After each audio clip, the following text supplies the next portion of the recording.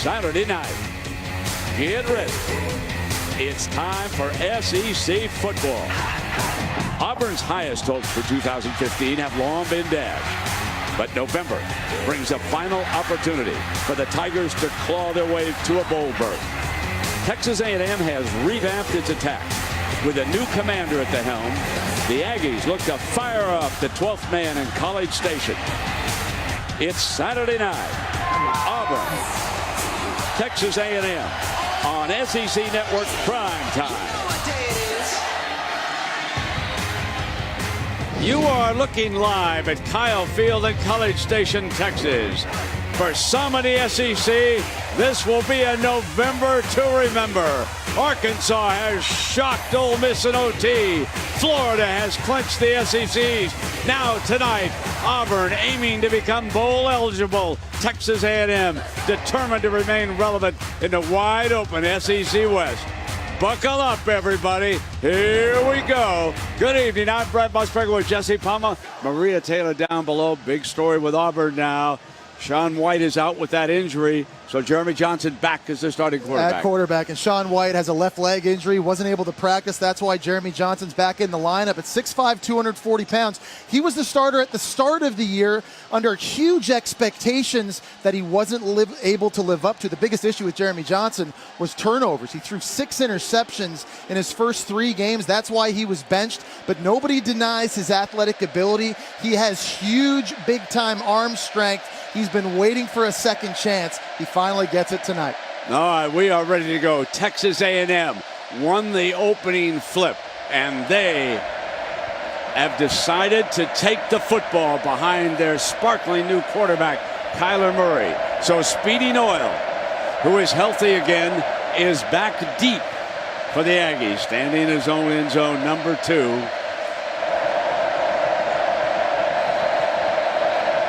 Ball is on the tee for Carlson, one of the best in the SEC.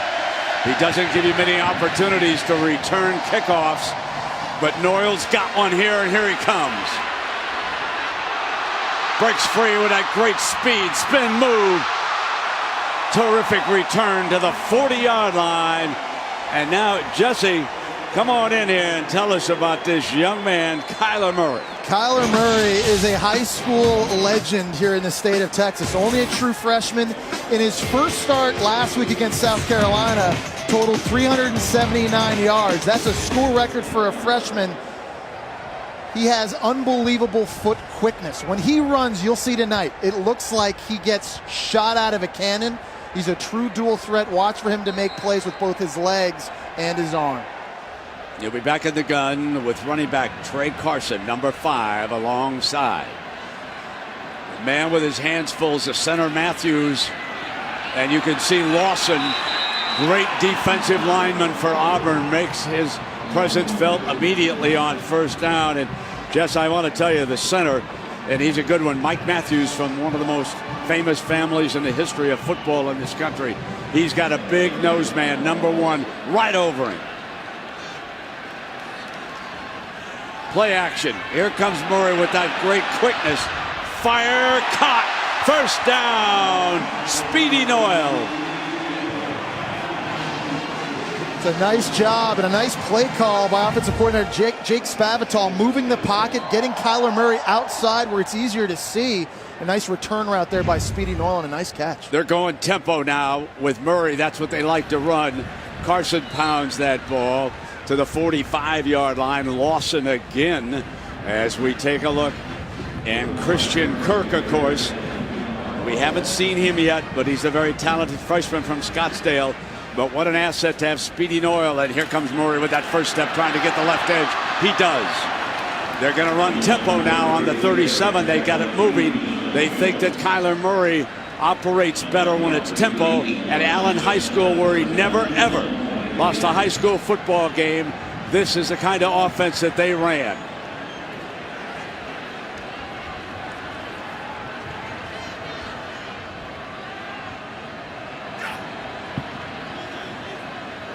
Settles down, checks the sideline. Coaches have checked the defensive set.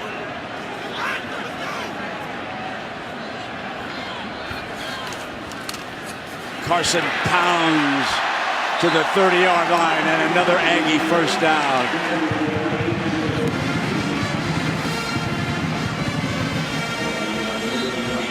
So these are the starters, and already number 55. Big presence being felt. Jesse, it's a different defense. Yeah, he's their best player. Missed the first 6 games with a hip injury. Getting him back on the field, you're right, Brent, changes this D.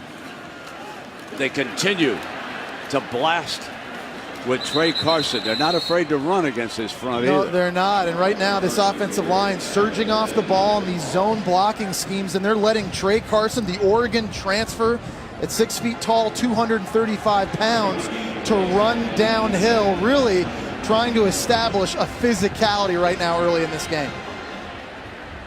3 wide receivers out to the right for Murray. And now they bring Kirk in motion, and they'll send him back. And it's a little bit of a slip screen. And it was read beautifully by Casanova McKenzie. Casanova McKenzie can play in space. The last 2 years, he was a starting middle linebacker. Watch right here. They've got him playing more defensive end for a big guy. 6'3", 250 pounds. He's got a lot of speed, and that's not an easy guy to catch. Christian Kirk, maybe the fastest player for Texas A&M. James White checks in as the running back. A little bit more of a burst than Trey Carson. He's alongside Murray on this big 3rd down as they check over at the sideline. The key here, Brent, they want to keep Kyler Murray in the pocket. They want to force him to play quarterback and beat them throwing the football from inside the tackle box. And a timeout is going to be called. Quarterback wasn't comfortable. Clock was running down, and now he'll come on over to the sideline to Jake Spavital. We'll take a break, and when you come back and join us, Heisman Trophy winner Johnny Football. The Browns were beaten on Thursday night, so Johnny came down here to his alma mater. And Maria, one of the first things he did was shake hands with Tyler Murray. Yeah, Kyler Murray only in his 2nd start, Brent, and I was talking to wide receiver Ricky Seals-Jones, and he said that they've been working after practice all week long to work on timing and rhythm. He says the difference between Kyler and Kyle Allen is that the ball comes out quicker, so they might be 1 step into their break and the ball's already in their hands, where they might have been 2 or 3 steps when Kyle Allen was throwing the ball. They also said you have to be ready to scramble. He's going to elude a couple of tackles. You have to stay in the play, but they've been working on building rhythm in practice all week long in preparation for his 2nd start. Yeah, Maria and Jesse, this will be interesting because Kyler faces his first big 3rd down, and he needs all of 13 yards. He's got 3 receivers spread across the field. Now he motions White out of the backfield, and they go empty.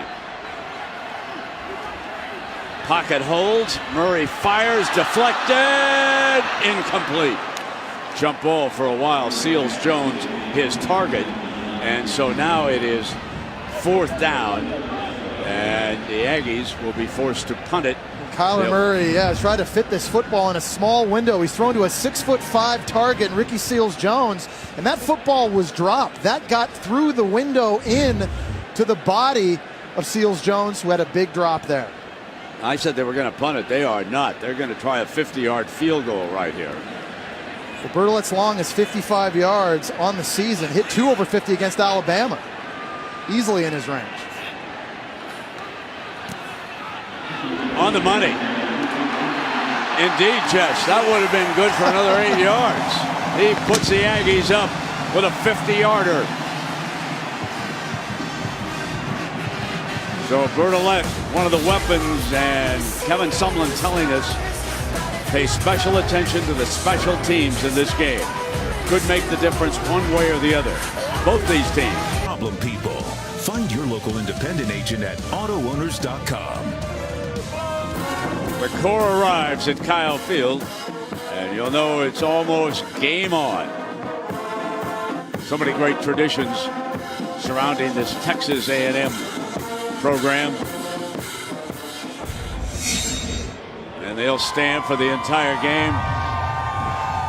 And when those touchdowns are scored, they'll grab their honey and get a good kiss.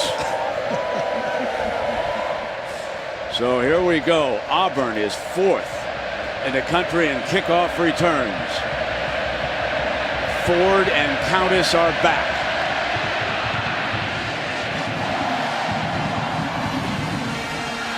They'll take a knee on this one.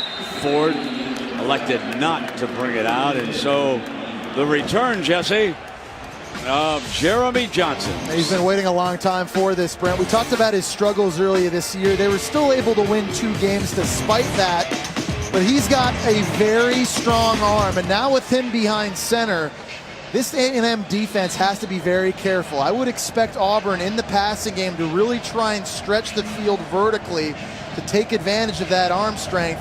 They're an explosive play, almost any snap away from happening now with number 6 behind center. So White watching from the sideline. The Aggie coaches are going over, of course, what's happening. Ricardo Lewis gets the first handoff.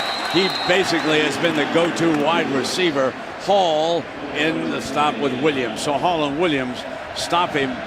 And now the Aggies, with defensive coordinator John Chavez, are well aware that Jeremy Johnson's the starting quarterback. Peyton Barber, who's had a very strong year. Number 25 is alongside. Lewis comes through the formation again, gets to carry it a second time, and very close to that first down. It looks like they're going to spot it just shy, and Armani Watts, the leading tackler for the Aggies, brings him down. So quickly they move to third down. Look at the tempo and how quick Jeremy Johnson gets them lined up. Barber for the first down, busts a tackle, still moving, before he is brought down as he comes across the 40-yard line, and that was Richard Moore, a freshman linebacker, who was finally able to get him on. The tackling by the Aggies, except for the defensive ends, has been suspect. It's first down and 10. Javon Robinson, the junior college transfer. They throw it out wide to running back Kerryon Johnson. And folks, if you haven't seen him, Kerryon Johnson, just a freshman, Jesse, he's a dandy. Yeah, he's electrifying with the football in his hands. He was the #1 recruit out of the state of Alabama. And he's a guy that figures to be a big part of this offense for years to come. They need to get him touches tonight. Johnson trying to keep up tempo. Auburn obviously dedicated to the run. The Aggies haven't been able to stop it. This is like a big stretch play. Pitch to the outside. They get to midfield with Jason Smith close to another first down. So Jeremy Johnson steps in as the quarterback. Ricardo Lewis, he's used him on the end around. He'll also be the downfield target. Third down and short. Johnson is an excellent runner. You have to always be aware of him. He uses the big back. Battling for the first down that time is Robinson. So they're starting to move the chains. Yeah, they are, and it looks to me like Auburn is trying to attack the perimeter of the field. We've seen jet sweeps and outside runs, and then we've seen quick throws on the bubble screens to the perimeter as well, trying to stay away from Myles Garrett, Day Hall, and this defensive line on the inside for Texas A&M. Continuing to shift the formation. Play action fake. Johnson now swings it back to the outside to Davis. You know, Jess, you can just feel the energy with number 6. This is a second chance. This is a chance to prove that he can still play SEC football, and against a very talented defensive front with Hall and Garrett on the outside. Well, he's going to be challenged, Brent, because he's facing one of the best pass rushing tandems in all of college football tonight. Critical that Auburn's able to avoid third and long situations. They need to find a way to get some yardage here. Robinson is a running back. Johnson fires complete. That ball is going to be spotted at the 43-yard line. Tony Stevens, and Watts was still another tackle for the Aggies. Johnson looks very crisp, folks, here in the early going. So the guy Auburn has to keep an eye on is number 15, Myles Garrett. And right now, he's lined up over top of the left tackle, Sean Coleman, number 72. Up top, one of the best in the entire country, a nightmare on passing downs. Johnson with his size fires for another first down. Melvin Ray to the 25-yard line. This is an impressive drive as Jeremy Johnson has had all season long. And Melvin Ray has great hands, Brett. Look at number 82 working on the slant. That throw was behind him, but at 6'3", 215 pounds, he's able to leap, pluck it out of the air, get the first down. 17 yards to Ray. Motion coming. Robinson again with the handoff. Busts across the 20. Maintains his balance. That's why he was one of the most highly recruited players from a JC as Justin Evans saves a touchdown. There is so much eye candy and misdirection in this Auburn offense. You got linemen pulling, jet sweeps in motion, fake handoffs. Right there, they were able to outflank Texas A&M. It was not in position. Gus Malzahn coming with the whole package. Fires it to Davis on the outside. Davis tries for the pylon. Got it! Touchdown! How about Jeremy Johnson? You know, the thing that impressed me most on this drive, Brent, was the tempo on offense from Auburn. They always had their foot on the gas. Let's go back and see if Marcus Davis was able to get in as he's being tackled, stretches the football out. Looked to me like when that football breaks the plane, is there any knee down? Is there an elbow down first? Right there, he's down, but I think the football had already crossed the plane. I think that's good, yeah. Here's Carlson on for the extra point. Game on in College Station. Jeremy Johnson returns because of the injury to Sean White, who was wearing a knee brace. Johnson replaced him on several plays last week. And there's the pitch to the outside. Jesse, you had it. They're getting to the edges against this Aggie defense. Chavis will have to reconsider how he's attacking them. Started Gus Malzahn all by himself in his suit and tie. Walked around this field with his own thoughts, Jesse. Yeah, and this offense on that first drive looks like the 2013 version that went to the national championship game. Eye candy, jet sweep going this way, lineman pulling this way. Which way is the football going? If you're a defense, you see they shift late. They're not getting lined up. Get good blocks. It's a nice, tough run by Javon Robinson. You have to play with such great eye discipline as a defense to stop these guys. And when they're playing at the tempo that they're playing at right now, Brent, and they're getting lined up quickly, that is so hard to do and dial in and focus as a defense each and every snap. You've got a good ball game here early. Jonathan Jones is going to put a finger on the tee. Breezes here in Texas tonight. Carlson, and here's Speedy Noyle. He had a good return to start this game. Cut off, so he comes back the other way. Around the 25-yard line, he's attacked by the coverage team of Auburn. And here comes Kyler Murray. Jonathan Jones, who was the holder, down on that tackle. We saw the tempo of A&M be really fast. Brent, you talked about how Kyler Murray likes to go fast. The reason why, they've had to cut back on the volume of offense with him in the game. He doesn't know the playbook that well just yet. Doesn't know the checks at the line of scrimmage and the progressions in game. His offensive coordinator, Jake Spavital's dialed back all the concepts, passing and running, but they make up for that by going faster. It helps out Kyler Murray. It helps him get into the rhythm of a game. If you're an NFL scout, watch the center for the Aggies. Can he handle the big nose man tonight? Meanwhile, Trey Carson swinging wide and out of bounds as he came across the 30-yard line. Jonathan Ford and Blake Countess are there. Trey Matthews is out of the game with an injury, incidentally, in the defense for Auburn. Yeah, Kyler Murray affects a defense with his athleticism. You see there, Jonathan Ford at safety just hesitated for a moment, was afraid Murray was going to hold on to it. That allowed Carson to get outside. Carson now on a cutback move. And he is stopped shy of that 35-yard line, so it'll be third down and short coming up. Ford and Frost with the stop. And in these types of down and distances, Kyler Murray's feet are an issue for Auburn defensively. Whether it's a pass and a scramble or a zone read or a design quarterback run, third and short, that's where he can hurt you. White checks in as the running back. Here's Kyler Murray coming in behind him with that great speed. Steps for the first down and out of bounds.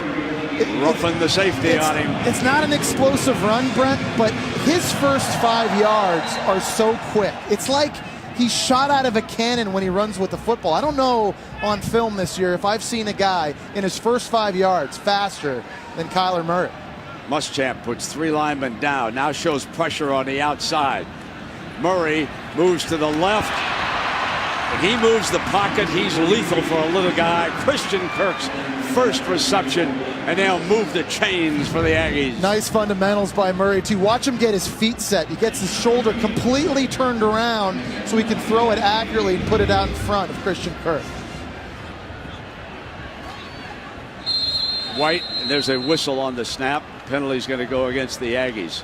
You know, Jesse, you were a big fella. You could stand back there and let the big guys, protect you. Kyler Murray now, he's only 5'11". He's like Russell Wilson up there in Seattle. He's a little guy. You got to find the visual lanes to throw the football. And one thing that Texas A&M does up front is they use big splits. You'll see oftentimes tonight their offensive tackles split out a little bit wider. And I think that's built in and designed to help Kyler Murray and these quarterbacks find passing lanes. He's got 4 receivers out wide now.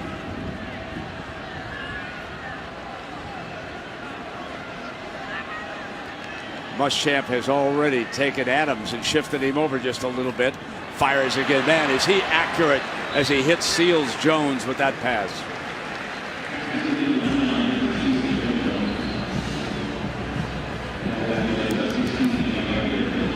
Second down, they need 7 yards. And he keeps it. Kyler Murray got a first down. And there's that baseball slide. He's a terrific infielder. And you can see how he gets down like a baseball player. You're picking your poison if you're a defensive end or the outside player. If you take Christian Kirk and you allow Kyler Murray to hurt you inside. You're right, Brent. He does a very good job protecting himself by getting down. Trey Carson back in the game. Play action to him. Now Murray rolls the pocket on the move again. Wow! He hits Josh Reynolds, and there's a penalty flag.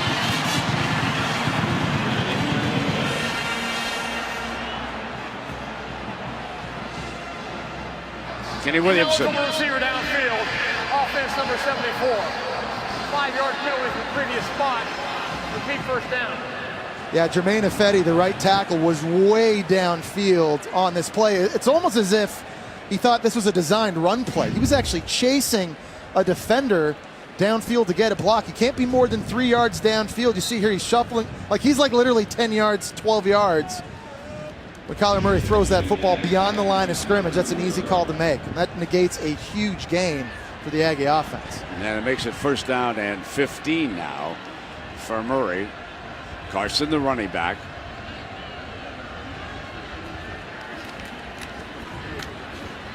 And they run at that middle, which is one way to keep that Adams, that big number 1 down there, keep him stationary just a little bit, is to run right at the big rascal. Montravius Adams has tremendous upside. There are times when you watch him on film, he looks completely unblockable. He's playing with a better effort level this season, which has really pleased defensive coordinator Will Muschamp. He's got to have a big game tonight controlling the inside of that line of scrimmage. Second down and long. Kyler off a play action. Going to throw it deep end zone. Got one-on-one and picked off, I believe. Yes, indeed. Davis, a freshman from Miami, Florida, makes a tremendous interception. He had great coverage all the way. It was unbelievable coverage and an unbelievable job competing for the football. This was a good decision by Kyler Murray. He had the matchup he wanted. Will Muschamp loves it. But he has Damian Ratley as wide receiver one-on-one with a post. And how about the true freshman, Carlton Davis, just wrestling this football away from the wide receiver. You got to go back and watch this again. See if the football hit the ground at any point. I don't think it did, Brent. I think the football was lodged into his body the entire time. They're going to look at this, but what an effort by the true freshman cornerback. Huge turnover in his own end zone. So here comes Johnson back with the offense. And right away, Robinson, the running back, and he is hit by Hilliard. Linebacker made a good tackle that time for Chavis defense. Huge key in this run defense, Brent. You mentioned the tackling at the linebacker and secondary level hasn't been great, and they've given up some long runs. I would argue the biggest problem has been linebackers filling gaps and making plays close to the line of scrimmage. That was a good play by Hilliard. They need more of that tonight. Tony Stevens is off to Johnson's right. And now Jeremy checking back over at the sideline. Auburn obviously have seen some of the adjustments that Chavis has quickly made on defense. Robinson with a little counter move, breaks free, 35, 40. You can see why this young man was so highly recruited. He was injured in Auburn's opening game of the season. Now he's healthy again. That's a 45-yard burst. And Auburn with more misdirection, more pulling linemen getting down into the second level. And we talked about Texas A&M linebackers needing to fill. Didn't do a good job right there, and there's that explosive run. Here he comes again, steps out to the left, pitches daylight beautifully before he's finally ridden down at the 24-yard line. Hall on him, another good gain. Auburn's found something here early in the run game. They're pulling linemen from the right side of the formation to the left side of A&M's defense, getting extra bodies, and they're gashing A&M. And that stretch play to the outside to Davis, it was read beautifully by Devontae Harris from Mesquite, Texas. Good play. He sniffed it out. And a really physical play because he beat Melvin Ray, a guy that outweighs him by about 30 pounds, was able to shed the blocker and make a tackle. Second down and 11. Johnson checks with his offensive line. It gets very, very noisy here, especially on third down. This field completely closed now. They'll stretch it to the outside, and that is Kenyon Johnson. So they have used Johnson on a couple of stretch plays here, and Robinson pounding it. So here's your third down. The ball is in the red zone, the 20-yard line, and Peyton Barber comes in. The big key for Auburn is their left tackle, Sean Coleman. In this game last year, Myles Garrett got the best of him, but Sean Coleman said that he was looking forward to this matchup. He thinks he's a better player this year. He gets to go against Carl Lawson in practice, and he feels like he's built and more ready to have a better performance against one of the best in the country.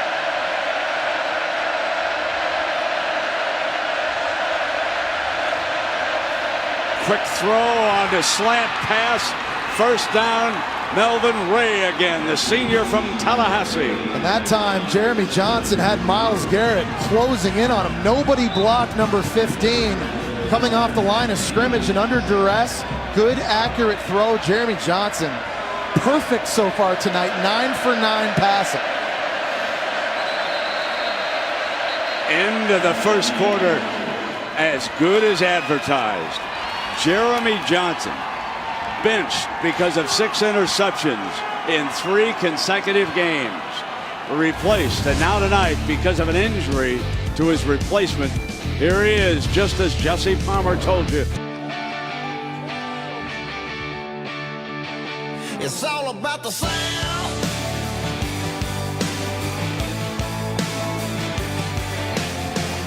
One of the great and most loyal fan bases in all of college football. Texas A&M, the Aggies, their defense back on its heels. Auburn has been masterful so far in moving the football against them. They lead at 7-3. Jeremy Johnson has him stalking another touchdown. Robinson tightens up behind him. Here he comes off the right tackle to the 5. Second and goal. And Auburn has decided to bring in big bodies. This is an area of the field they like to bring in a big tight end, Robert Leff. He wears number 98. He's 288 pounds. He's just now actually leaving the field. He's the backup left tackle. Jeremy Johnson leaving the field as well. Looks like Auburn going to go with a Wildcat here. And now Robinson goes off to the side. So Kerryon Johnson, he's back to take the direct snap, the freshman running back. He'll keep it himself. Come left side, try to get the edge. 5, pushed out of bounds at the pylon. He's short of it. He's just outside that 1 yard line. He stepped out of bounds. It's being marked by the head linesman, Nick Harvey, making the play defensively. He definitely stepped out. You see that left foot there back at about the 2.5 yard line. Now, where was the football in relation? They're spotting it at the 1.5. They bring Jeremy Johnson back in the game. And in these situations, Brent, he's 240 pounds. I mean, quarterback runs could be a real possibility here for Auburn. I think Gus Malzahn wants a timeout. You know, he could get his timeout, and it may cost him a yard. If somebody takes a look at this replay upstairs, they're going to move this ball back a yard. There is no question where he stepped out of bounds. 30-second timeout. This is going to be on the other side of the 2 yard line. Let's see what happens here. Well, the question is, where is the football when he steps? There he is out now. Well, maybe it's closer than I thought. It's probably just close to around the 1.5 yard line. I think the spot is actually okay. Yeah, I think it's going to be all right. But certainly, take a look at it again. Yeah, it's just kind of hard to tell where that ball is. Certainly, Gus Malzahn didn't like something in the look or the formation he had on that last play. The football's definitely out in front of his body when he steps out of bounds. I don't want to second guess him. He's really moving the ball, but I'm not sure I would have taken Johnson off the field. So I just second guessed him. They're 4 for 4 on third down here tonight.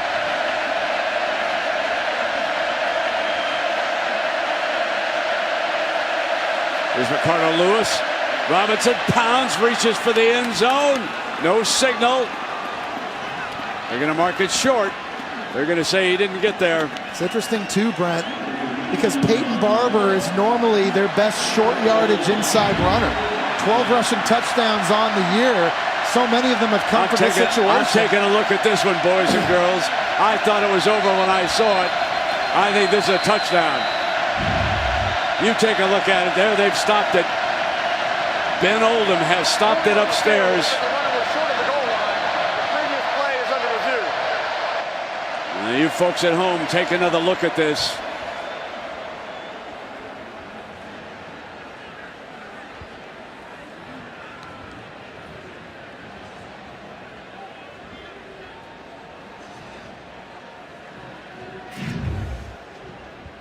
All right, here's Javon Robinson as he's jumping up over top of that line. Stretches the football out. He certainly hasn't touched the ground yet, it appears. Yeah, that looks like that football's crossed the plane. All the ball has to do is break the plane. Doesn't have to cross it fully. Right there. It looks like his legs and his body, it looks like, are on top of other bodies when he was doing that. Let's take a look again here. You got pulling linemen out in front of him, cuts.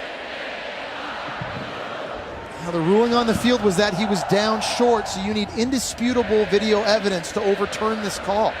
After further review, the runner broke the goal line, therefore touchdown. Yeah, I think that's the right call. Good eyes, partner. So how about this Auburn offense? You know what? They just look completely different to me, Brent. And it's not that it's throwing and running. It's the tempo. They're getting plays on the ground. They haven't looked as explosive in the run game this year since probably they played San Jose State earlier this season. They've really struggled running it here in recent weeks. But I'll tell you what, right now, this looks like 2013. I said it before. No, they need 2 victories to become bowl eligible. This was a team that many predicted would win the SEC. Now here is the second touchdown in 2 possessions here tonight. Malzahn and the Tigers, SEC inside, they've got full access to Alabama. Alabama and LSU scoreless right now in Tuscaloosa. That's presented by Chick-fil-A. Be on the SEC Network Wednesday at 7 p.m. They got never before seen footage. Jeff, they were at our game last week. Yeah. I enjoyed watching that. Behind the scenes. Yeah, it was great. Yeah, take you in behind and show you what goes on throughout the week and leading into some of these big games. I'll tell you what, November, this is going to be an awesome month. So many big games left in the SEC. How about today? Oh, it's overtime. Crazy already. Arkansas, yeah. Shocks. They had a 4th and 25. They converted. Arkansas did. Yeah. They score a touchdown. Then they go for 2 to win it. Yeah, baby. How about Arkansas in these overtime games? They had quadruple OT. Of course, Auburn remembers that. Oh, they sure do. Speedy Noel's back in the end zone. Here comes the big leg again. They don't give you a return, folks. coming out down to 25-yard line, and it's going to be up to Kyler Murray. And let's go down below now to Maria Taylor.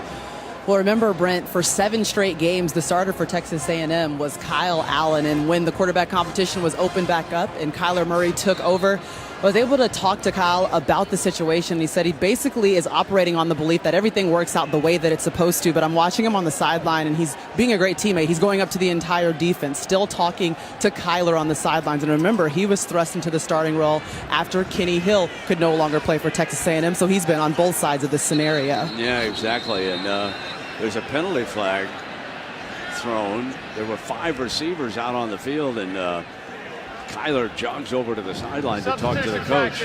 Defense, 12 players in the formation. 5-yard penalty. Remains first down. It's legal in Canada. Can't do it down here. Because come on, Will. I went out of my way to get you here. Now, come on. You got to get somebody out there and count to 11 for me. First down and 5 coming up for Kyler Murray. And again, he's got those 5 receivers. Snaps one off to Reynolds, and that's a first down. So giving him 1st and 5, he just picked up a first down. And going back to the quarterback change at A&M, they really needed a spark on offense. They struggled against Alabama and Ole Miss. And certainly Kyle Allen wasn't 100%. He hurt his right throwing shoulder, but he was missing throws, turning the football over. This offense only scored 1 touchdown during that period, and that's what prompted the move to Kyler Murray. And he's got Christian Kirk, one of his receivers, alongside of him, and he's a speedy rascal looking for daylight. Makes it to the 40-yard line on first down.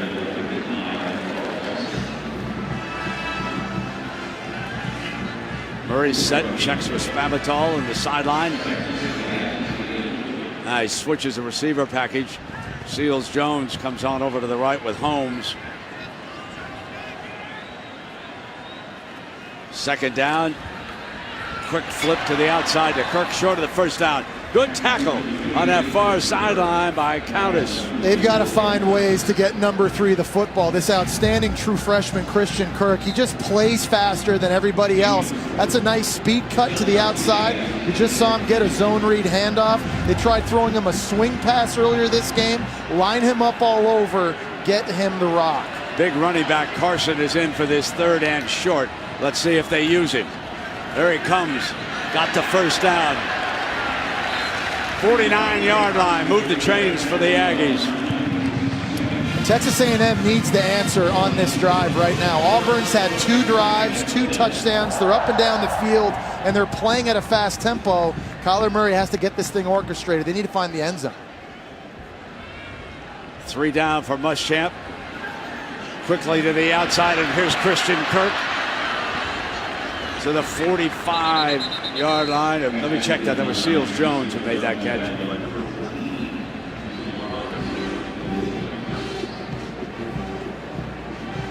You can tell that Kyler Murray is a baseball player. Second base, shortstop. You see how quick he gets the football out of his hands on these quick throws. Moving the pocket to the left. He's lethal. Squares the shoulders. Fires incomplete.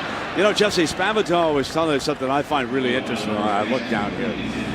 When they put Murray in the gun, they back him up an extra yard to give him a chance when he comes up to see the defense because of his height. In other words, they don't particularly like the pistol formation with him. Watch how he backs up. A little bit deeper than most quarterbacks take their stance. Now he shortens it up a little bit here on this 3rd down. It's a longer path to the quarterback for guys like Carl Lawson up here. We talked about him being the best player on Auburn. Forget defense. Best player. Back on the field now. They need him to make big plays in situations like this. Quickly out of his hands. And Seals Jones breaks a tackle. And it is first down. And the Aggies up. There's a penalty flag. Penalty flag thrown against the defense down there. That was roughing.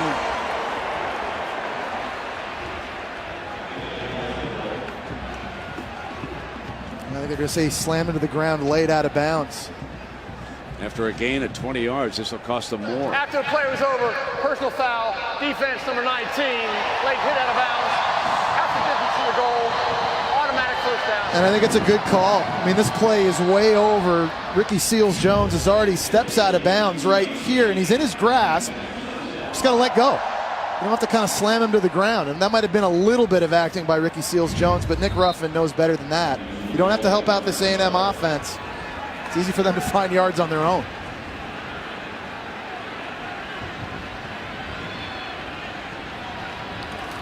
Carson on first down. Gap on the left side. He crosses the 10-yard line. Lawrence with the stop. Situation here, too, where Kyler Murray's feet make it so dangerous. And you're just put in so many difficult positions as a defense when you're on an island having to make a split-second read whether Kyler Murray's going to hand it off or whether he's going to keep it himself. That quickness and that 5-yard burst he has, shot out of a cannon. Just a nightmare for any defender on an island. Two big receivers are off to the right. You got a tight end on the left side of this formation. Looking to that right, going to the end zone, intercepted at the goal line. Intercepted by Garrett. Justin Garrett picks it off. A very costly turnover. The second time early in this game, Kyler Murray has been intercepted either in the end zone or close to it. Kyle Allen might want to lever up that right arm. That's 2 picks. 4 stunned the Aggies. 14-3, Judge, and it's been the interceptions. Yeah, take a look at Justin Garrett on this play. He's lined up right here. They're trying to influence him with Christian Kirk so they can hit this slant on the outside to Josh Reynolds, but he never bites. Kyler Murray either just didn't see him or just tries to force this football in, throws it right to him. It's a nice catch at a high point, but another critical turnover for the Texas A&M offense. And Maria Taylor reporting during that commercial break that Will Muschamp is very vocal over there on the sideline, and he was yelling at the defense, make him play quarterback, make him be a quarterback. And so he's loving it now with 2 interceptions, although we should point out that first one was a terrific catch by the defender. So now it is 1st and 10. If you just joined us, Jeremy Johnson's been the quarterback the entire game. Sean White out with an injury. Auburn, 2 scoring drives and 2 possessions. And they're coming with a powerful running game again, and that is Robinson. Let's check in down below. Maria, how's the weather situation right now? You know, Brent, it's just annoying enough on the sideline with the rain for them to make sure that they keep the towels out. They're trying to keep the balls dry, but it's swirling right now inside on the field, and the rain's coming in sideways. It's really misty. I was going to say the rain. I was down there on the field before the game, too. There's a lot of wind down there, too, Maria. There's Robinson again. Wrapped up. So this will be 3rd down coming up and short for the Auburn Tigers. Obioha making that play. LSU and Alabama scoreless. 6:24 to go in the opening quarter. And here Auburn 14, Texas A&M 3. Look for a quick huddle here. Going to get lined up quickly and try to snap this football fast. They break that huddle close to the ball. Johnson brings motion. Drops it off and misfired. He had Johnson. He had Kerryon Johnson would have had a 1st down. And that's his first real bad pass. Yeah, it is. And Jeremy Johnson knows he potentially missed a big one here. They did a nice job after the play fake, sneaking Kerryon Johnson, the true freshman, out into the flat. And at 6'4", he's able to get this over top of the defender. Just a bad throw. Jeremy Johnson knows that was a 1st down waiting to happen. Now watch the hang time. Kevin Phillips has been hanging him high with Kirk back deep. Did not return punts last week for the Aggies, but they want that explosiveness. This could be a terrific matchup. Phillips boots it up in the air. And Kirk makes sure he makes the catch. And we are told by our truck that was a George Bush Presidential Library and Museum here at Texas A&M. Folks, this is a must visit. There were a lot of Auburn fans. There's an Oval Office. Yes, you can sit in there at the desk. And yes, you can have your picture taken next to that statue. You can't bring in Auburn football, though. You got to have an Aggie football. Just one of the best museum, hands-on all the way. And the great president was here a couple nights ago. He did visit the Alabama football game. I don't know if he's here tonight, but we wish him the best. And it will now be 2nd down and 10. Countess made a good defensive play. And Brad, this is an Auburn defense that needs to build confidence. Defensive coordinator Will Muschamp told us that they're very fragile. Remember, they weren't a very good defense a year ago. At the start of this year, they lose 2 of their best players, and Carl Lawson and Joshua Holsey at corner, to injuries. They've been gashed this year, 4 conference losses, giving up a lot of yards and points. 2 interceptions early in this game, though, giving them a little bit of swagger. 2nd down, and here's White looking for daylight, and he is wrapped up about the 47-yard line. Chris Frost, number 17, one of the better defensive players for Auburn with that stop. And now Auburn substitutes Casanova McKenzie back into the game to line up at linebacker or defensive end. They've been putting him on the line because of his athleticism and his ability to play in space and get after the quarterback. Here he's going to line up to the right side of the formation. Play action, move the pocket to the right, and has to throw it away. And here's a punting situation. The pressure was being brought that time by Justin Garrett, who made one of the interceptions. Yeah, this is a great play in space by him. He's playing off the edge, and he's responsible for Kyler Murray on his own. He's got to defeat a blocker that never really got his head around. You see his ability to close in on Murray quickly and get a hit on the true freshman quarterback. I'm impressed watching this Auburn defense. They've looked good early. Another good punter, Drew Kaiser, Texas A&M, and back deep is Marcus Davis from Boynton Beach, Florida. Under pressure, gets it off. Fair catch, the signal at the 11-yard line, and that's where Auburn will have it. LSU and Alabama. The team in this conference. Just like last year, 5-0 start. But really, you lose this game, you're not going to make it to Atlanta. I'm going back to my roots. For grown-ups only, the SEC West. What a big day this could be for Alabama, but first they've got to beat LSU as Ole Miss has dropped its 2nd game. And Texas A&M here needs a win. Stocking a bowl. Auburn, of course, badly needs a win. Just it's life in the SEC So many West. big games left, Brent. Obviously, the winner of LSU Alabama back in control of their own destiny with Ole Miss losing today. But Mississippi State, a team that's playing very good football right now, they still got to play Bama and Ole Miss. Arkansas still has to play LSU. There's just too many big games left in the month of November. This SEC West a long way away from being decided. Jeremy Johnson, 9 of 10, 57 yards and a touchdown. Robinson gets the call, and he comes out across the 15-yard line on that 1st down run. We've just seen explosive runs from Auburn. It's been lacking in their offense all year. Already tonight, they've got 3 runs of over 10 yards. Because of the lack of explosive running, this offense began to look more like a drop-back passing offense. But tonight, this is the identity that Gus Malzahn wants this unit to have. Comes right back with Robinson, pounding the middle, and Robinson battles for the 1st down. I'm really impressed with his physicality here early in this game. You can see why Auburn fans were so excited to get the JUCO Player of the Year into the offense this season, but he's got speed to hurt you outside, but tough physical running. And I love how he runs with conviction. When he sees a hole, he goes and hits it.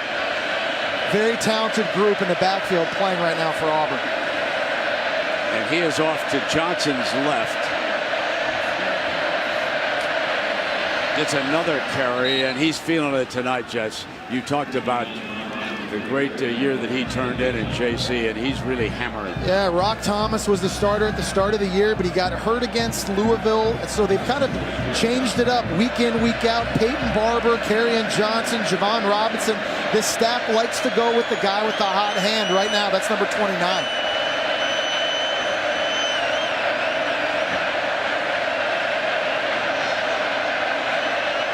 Austin Golson is his center, number 73.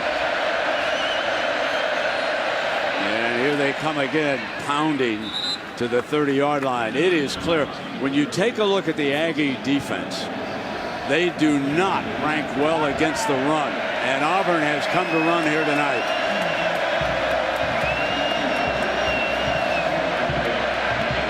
That takes that sack ability away from Garrett and Hall a little bit if you run right at great defensive linemen.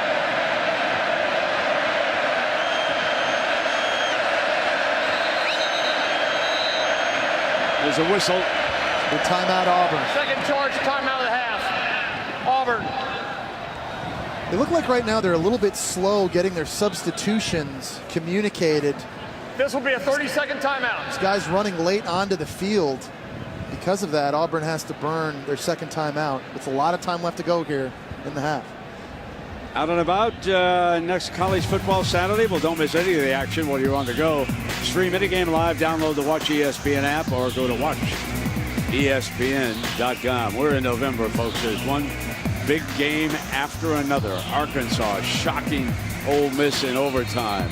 LSU and Alabama slugging it out. Here Auburn jumps up on Texas A&M. Florida, Jesse Palmer's alma mater, has won these. Congratulations, Judge. Hey, congratulations to Jim McElwain and that football team. The job he's done, it's remarkable. To me, he's way ahead of schedule. I would have thought it'd taken 3 years at least until they were competing for an SEC's championship. But how about the effort by Vanderbilt today? Phenomenal as well. Derek Mason, that football team is a better football team than they were a year ago. Doesn't always show up in the win-loss column, but they're playing teams tough. That was a good effort today. They got third and short now against this Aggie defense. The Barber's not going to get it. Good stand by the Aggies that time. They have forced Auburn to punt again. So after giving up 2 touchdowns on the first 2 drives, now it's the Aggie defense tightening up. And it's the interior of the line that gets the stand. It's going to be right up here, right in front of the center. They come exploding off the ball. That's Alonzo Williams. He gets some pushback into the center. There's just nowhere for the ball carrier to cut. Armani Watts comes from the backside, makes the play. Nice stop by the Aggies. So Kirk awaits another high Phillips punt.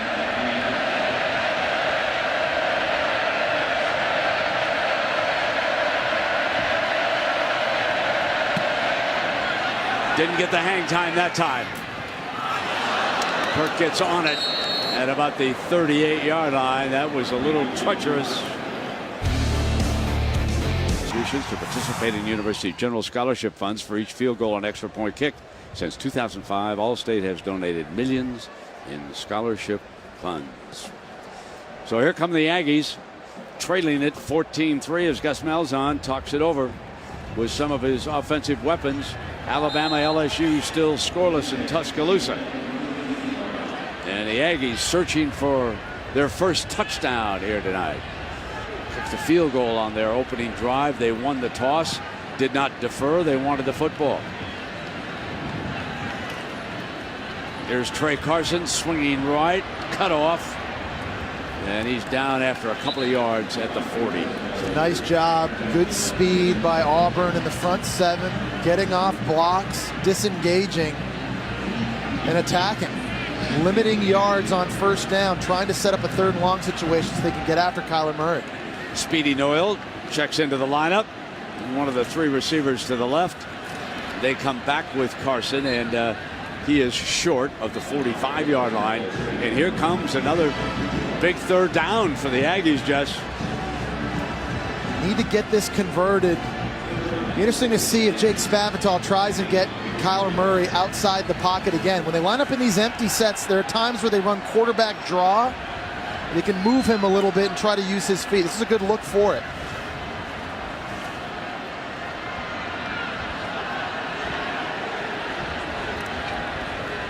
So cat and mouse play now as Auburn completely changes their defensive look.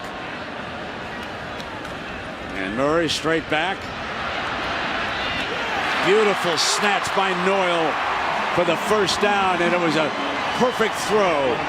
It's a nice patience by Kyler Murray. He waited for Speedy Noyle to clear the defense. The first window, the in route wasn't open. You'll see here, he starts to his left, then he comes back. First window not there, waits for the second window to open. Here comes Kirk swinging it out of the backfield, and a terrific tackle for a loss that time. That was a wonderful stop by Stephen Roberts. Their starter, Trey Matthews, is not playing in this game due to injury. The Georgia transfer. There's a lot of different bodies. We've seen Nick Ruffin and now Stephen Roberts making a nice open field tackle. Depth showing up right now for Auburn in the secondary. Second down. Rides Carson. Carson got the right edge, and he's to the 32, very close to a first down. It's apparent Auburn does not want Kyler Murray to carry the football. And that time, Casanova McKenzie waited patiently for Kyler Murray to keep that football on the exchange. Kyler Murray's athleticism, it just affects the defense. They have to pay attention to him. They don't want the quarterback to hurt them, so guys like Trey Carson and running back James White, they're going to have opportunities in bigger running lanes. Got to take advantage of those. So they bring the chains out with 3 minutes, 3 seconds remaining here in the first half.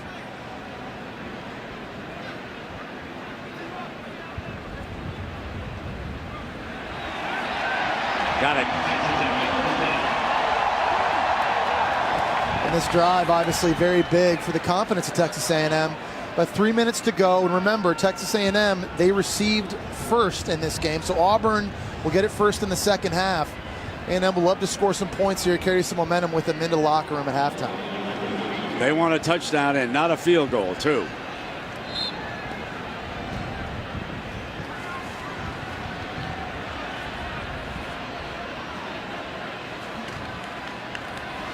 Carson on that read option. It looks like they found something over here to the right side with the big fella. He's down to the 22-yard line. Yeah, they got the defense really trying to stay outside. DeVaro Lawrence is going to loop all the way around here, just not able to make it to the point between the quarterback and running back. Option to White. White is cut off. And it will now be third down and short coming up after the defensive play by Russell.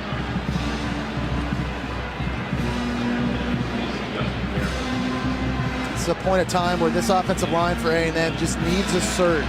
Need to be physical coming out of their stance. White will be the running back behind that line, and he didn't get much of a push. I think he's going to be short of that marker. That's going to bring up a fourth down decision here. He's got Bertolet if he wants to go for the field goal, or he can try to keep it going with 2 minutes. Second charge, timeout at half, Texas A&M. So we'll take a break. Kevin Sumlin and the Aggies, he wants to make. Right now that defense looks at a fourth down and 1. Trey Carson, the big back. They need a yard here on fourth down to move the chains. Murray will take the direct snap, and he's going to run for it. I don't know if he got it. It's going to be very close. Auburn doesn't think he got there. Muschamp's delighted. Earning the big bucks. Can't say enough about how Auburn's defense has responded in this first half. Up front, little misdirection, delayed quarterback run. Casanova McKenzie gets an arm in there. Jonathan Jones from the cornerback position. Muschamp looking carefully right where that first down marker is. He knows that Kyler Murray was short. They force a turnover on downs, and now Auburn's going to have an opportunity, Brent, with a timeout in their back pocket. 2 minutes on the clock. Muschamp's my favorite picture on the sideline, okay? Since they banned Mike Stoops to the press box at Oklahoma, I love Muschamp. And they pound away right in the middle with Robinson. I'll tell you, Robinson has had a heck of a first half here. Healthy again, injured early in the season, and he's made all the difference in the world. He's had a 100-yard half already here, okay? Yeah, I'll tell you what though, Brent, I do think Auburn needs to get back to playing with tempo. They've really slowed it down now in the last couple of drives. Remember, they scored touchdowns their first 2 drives. Their foot was down on the gas, playing fast. trying to keep Texas A&M off balance. You got to get back to that tempo. And it was the Aggies who had a little defensive tempo that time. An ambush at the 25-yard line. Deshaun Hall, who we've talked about, he's one of those fellows who gets overlooked because of Myles Garrett's ability. But Hall out of Seattle, Washington is a find, and Richard Moore, the freshman, was helping. Third down now. Here's a place where Jeremy Johnson really has to be careful. It's an obvious passing situation against an excellent pass rush. You got to have a plan. You got to have a clock going off in your head. Barber comes out as one of the wide receivers for Auburn. Now he tightens back up. Gets the call. Spins. And now it'll be Phillips coming in to punt here on fourth down. I like the play call there by Auburn, just being Texas conservative. A&M, third and final timeout of the half. Forcing Texas A&M This will be a 30-second timeout. to use their final timeout here at the end when they know they're going to get the football back. Playing it safe. Can't take chances against that pass rush of Myles Garrett and Deshaun Hall.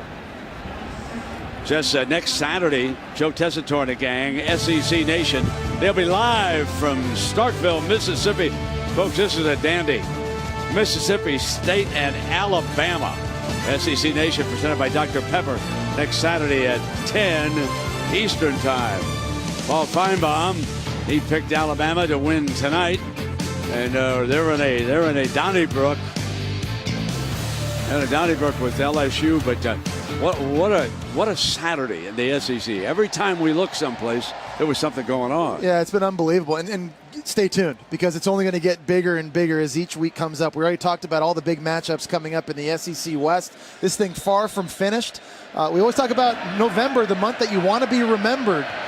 So coaches tell their players that certainly holds true here in the SEC. Now Clemson, a winner over Florida State.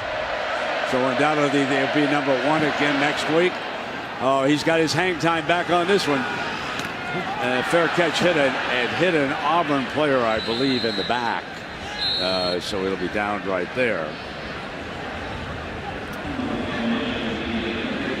2 interceptions, Jess. Yeah, and they've come in the worst place, down in the end zone of the opponent. That was a phenomenal play by true freshman Carlton Davis on the interception.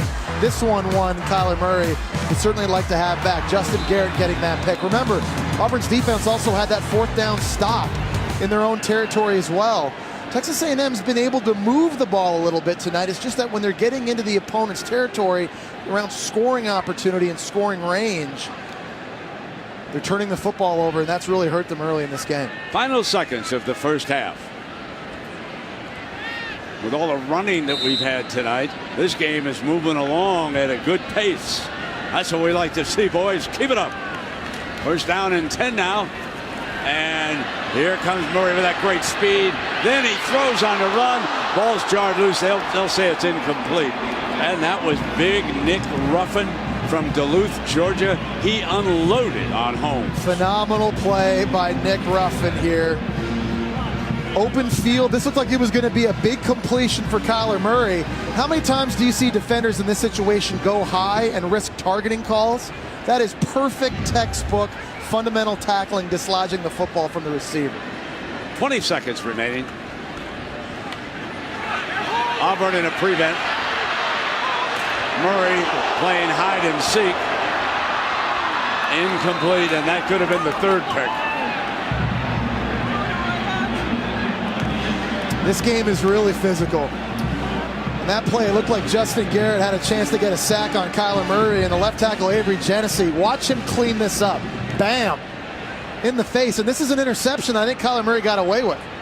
That goes right through the hands of an Auburn defender. It was safety Steven Roberts. This defense from Auburn just playing with phenomenal effort. They're just making plays. They got the Muschamp fire in their bellies tonight. Well, it's the best they've looked in a long time, Brent. He's awesome. He's brought energy and passion and fire to this defense, and I know it doesn't necessarily show up Auburn in the statistical categories right now, but no doubt about it, he was a knockout hire for Gus Malzahn and a guy that's going to get this thing turned around. Another guy who was a knockout hire is a defensive coordinator, Gene Chizik, up at North Carolina. They buried Duke today. North Carolina could be playing for an ACC championship against Clemson, I believe. North Carolina's never been in the championship. It's amazing to think North Carolina lost to South Carolina the first game of the season. 2 interceptions in the end zone. That's you remember right. it well. Yeah, I was there. And all of a sudden, North Carolina, you're right, in the Coastal Division in the ACC. Sky Moore, baby. They're on fire. Sky Moore, look at you. Sometimes that feels like that was 7 months ago. I'm so old it felt like 7 days ago. 3rd down and 10 now. Here's Murray. There's that speed. That's what Jesse Powell was telling you. He'll hike it out of bounds with 3 seconds left on the clock. Oh, man. He is something. That's 16 yards, Jess. Yeah, and, good thing he got out of bounds as quickly as he did. He was able to save enough time for one last shot into the end zone. They don't have any timeouts. If he'd gotten tackled down in the field, they may have had one more play. They could have spiked it, but here they go. Kyler Murray now's got to buy time, and Auburn build a fence outside of him, anticipating him scrambling here to give his receivers time to get down in the end zone. Let's see the youngin's deep arm.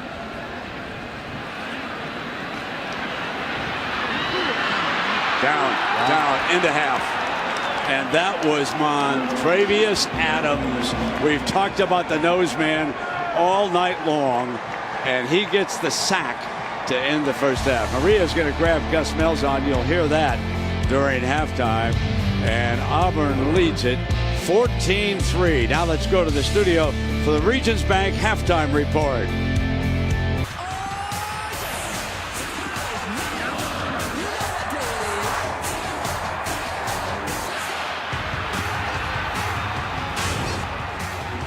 So 2 first-quarter touchdowns, and Auburn leads Texas A&M 14-3. Just a short time ago, our Maria Taylor caught up with Aggie coach Kevin Sumlin.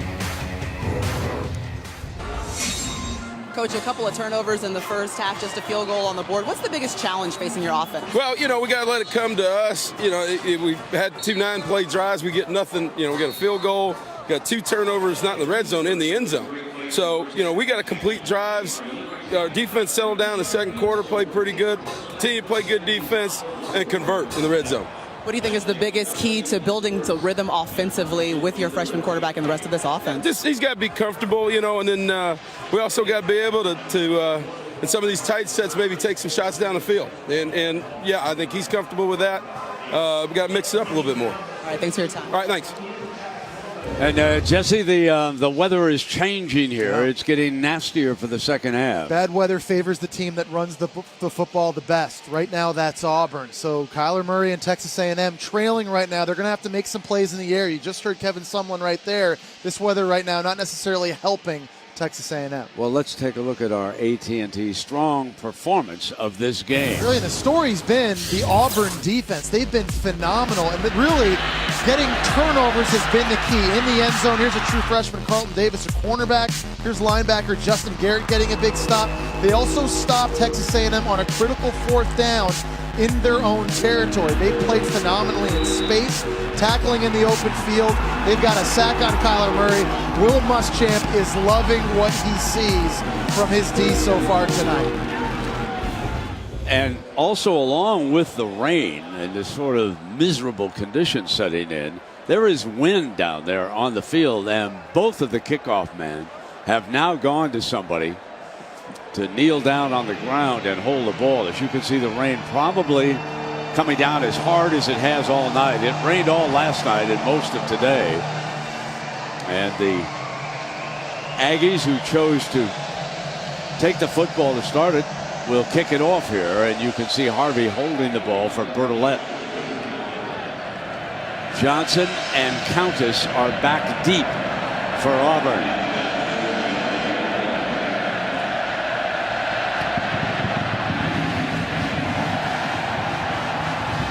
From the 4-yard line, Johnson. And Johnson is out to the 25-yard line. I've been really impressed with Auburn quarterback Jeremy Johnson. Getting the start in this game, a big surprise to a lot of people. A lot of short, concise throws that he's been very, very accurate on.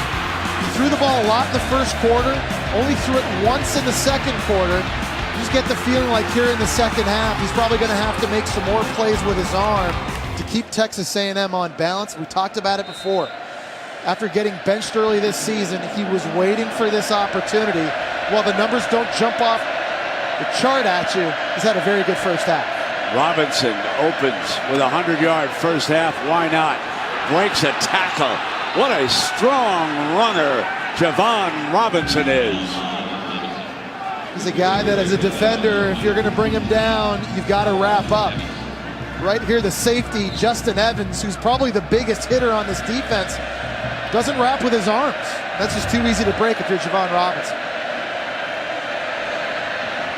Crosses the 40-yard line with that first down run. This is where Texas A&M defensively has to get better. They have to win first and second down and set up third and long situations so they can take advantage of their tremendous pass rush led by Myles Garrett. So far, the average third down distance to go for Auburn has been 3rd and 3. Defensive coordinator John Chavis knows they got to be more stout early in these drives.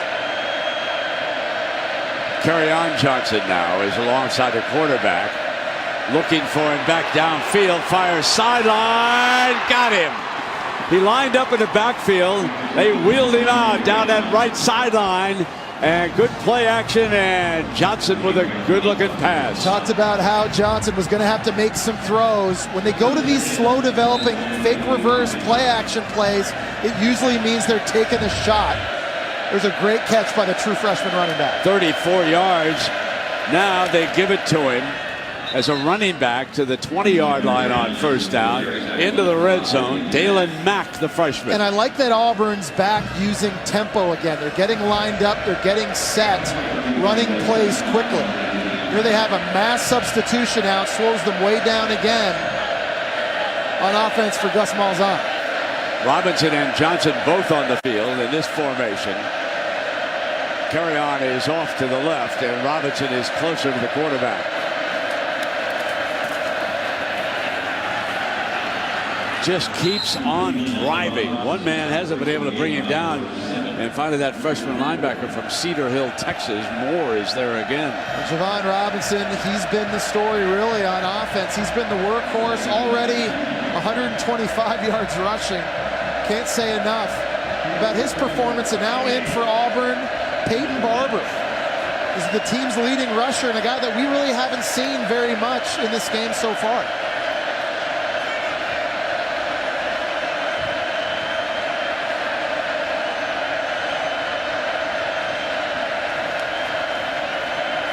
Shots in, incomplete, and that's a fourth down coming up. Ricardo Lewis was the target over his head, and here comes Daniel Carlson and the field goal unit. Daniel Carlson, of course, with 4 50-yard field goals this season.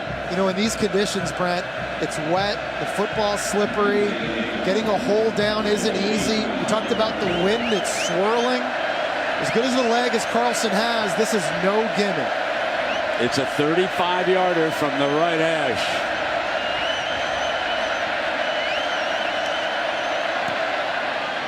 That's good. 17-3. Auburn leads it.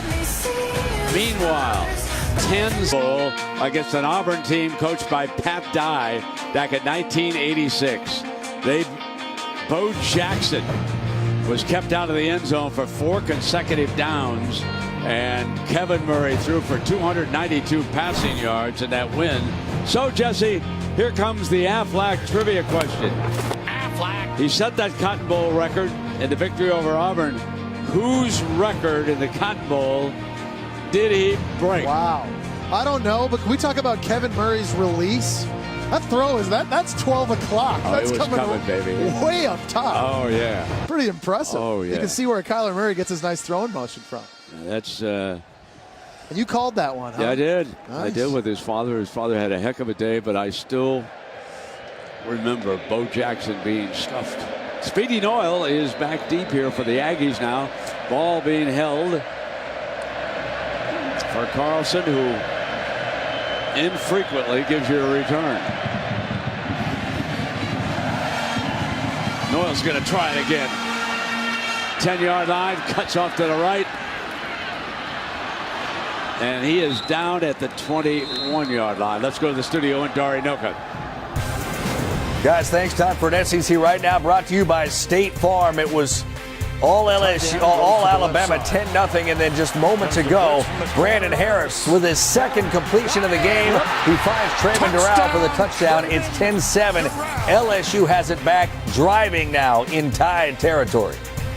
Yeah, with about 2:50 to go in the first half. Thank you for that, Dari. And, of course, LSU and Alabama now in control of the West. And here we go. Murray slips it to the outside on that first down pass. Good gain by the freshman Christian Kirk. I like that idea here in the second half. You're trailing now by 2 touchdowns. Your best players have to touch the football in any way, shape, or form possible.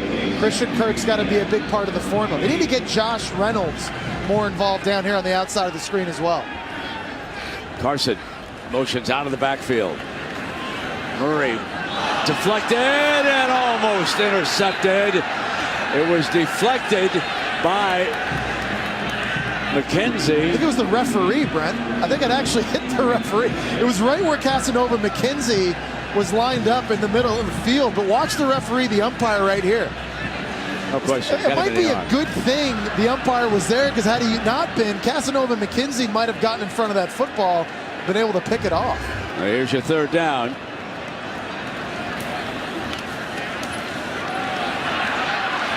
On the move, it is intercepted. There is the youngster's third interception of the night, Blake Countess. And Kevin Sumlin has a decision to make. Tremendous play by the Michigan transfer, Blake Countess, as Jake Spavital talks to Kyler Murray. But this was a rollout pass on the move. Blake Countess does a great job staying stride for stride with Christian Kirk. Watch him get his head turned around. His hands on the football, on a wet football. This is a guy that played. After the play was over, unsportsmanlike conduct, defense number 8, 15-yard penalty, first down. But Blake Countess, a guy that led the Big Ten in interceptions 2 years ago, playing cornerback. Will Muschamp moved him to safety because of those ball skills, and you got a chance to see that right there. Can't say enough about the defense for Auburn. You have to wonder about the confidence level where Kyler Murray's head's at. Only in his second start here, struggling at home.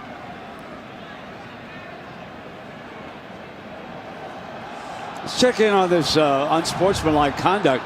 This costs Auburn very good field position. You could see him reaching out there. McKenzie, I believe it was. It's pointless. Yeah, it was kind of silly. Yeah, and it's obvious. He's trying to get Ricky Seals-Jones off the pile. He's played too much football. He's been along too long. He's made too many big plays for this defense. He knows better than to do that. Barber is now alongside Johnson. And they bring Ricardo Lewis on an end around, trying to get the edge on the left side across midfield, and goes down at the 46-yard line. Good strong run by Ricardo. Yeah, one thing that's been missing in this Auburn offense this year is perimeter runs. Remember the last 2 years when they had Corey Grant? He's really one of the fastest players in college football. They used to be able to really gash you outside. Haven't been able to do that very well this year, but so far in this game tonight, they've had some success. And it's been Ricardo Lewis and not Rock Thomas. Rock Thomas, they hoped Jesse would step into that role, and he has not. Here is Barber now off to the right. Barber up behind the middle of his offensive line, blasting for a first down. This could be a critical turnover. If Auburn cashes in a touchdown, this one is really going to put the Aggies in a hole. You're seeing Auburn, they're substituting a lot. Jeremy Johnson off the field, lining up in the Wildcat again now with Kerryon Johnson. The game strategy and the plan of attack is simple. Run the football in a lot of different ways. They give him some protection. Smith comes around and gets a handoff. They stretch the field, and there's a penalty flag. That one just looked odd to me.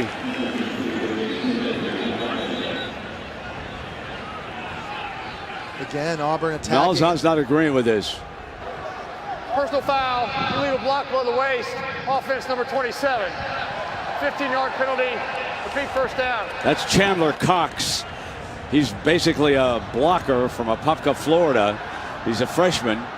Well, remember that the low blocking zone is defined as 7 yards to each side of the center, 5 yards downfield. When the ball leaves that zone, the low block has to be from the front. That's defined by 10 and 2 o'clock, and I agree with this call. It looks like he hits him from the side. No question. Very good call by the referees on that play. So that backs it up all the way to the 44-yard line after the penalty. It's another little quick huddle setup right here. You see them huddled right over the football. Normally they break the huddle, line up quick, and try to snap it. Trick play, watch out. They got a guy crouched. And they hand it off. He comes around, and the trick play works for a first down. You called it, Jess. You got to watch out for the trick play. That was Ryan Davis, the freshman from St. Petersburg, Florida, who wound up with a football. He's 5'9", 164. You see this play run in high school all the time. He's just crouched. You see him right there. He's going to get the handoff. All the action going the other way. The trick play fools Texas A&M. That's the hidden human trick. Now they're back with that Wildcat formation. And here comes Johnson right straight ahead. You can see how badly Auburn wants this win here tonight to try and move toward bowl eligibility. And they don't want to enter that Alabama game needing a win just to become bowl eligible. No, and they're running it every which way possible, Brent. We've seen them go outside, inside, jet sweeps, Statue of Liberty, Houdini plays. Whatever it takes, but on the ground tonight in bad weather, on the road, this running game has really come through for Gus Malzahn and Auburn. Robinson is motioned to the other side by Johnson. Gets the handoff, cuts right beautifully, and he is down to the 15-yard line. It's first down. LSU has tied Alabama at 10, and they did it before the intermission in Tuscaloosa. Check this out, Brent, tonight, already surpassing their season average running the football. We talked about their struggles that they've had. But tonight, this looks like the Gus Malzahn offenses of old. Ricardo Lewis again slips a defender. And he's forced out of bounds. And that's short of the 10-yard line. They've used Ricardo Lewis actually frequently tonight. Yeah, they have. Using him on these perimeter runs. Out of bounds by rule of the return to respond to the fumble. The clock will start. I'm ready for play. And they've also had explosive runs. I think the three biggest keys to their struggles running, no explosive runs, no perimeter runs, and they haven't had a running threat at quarterback like they had with Nick Marshall. But tonight, inside and outside, they're doing fine.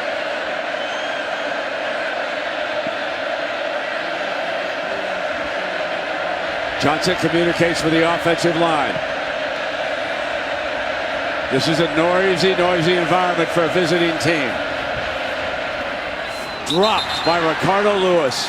Dropped on the 3-yard line. Oh, baby, he had that one. And that's been his only issue this year. He's their best deep threat. He's become the go-to receiver.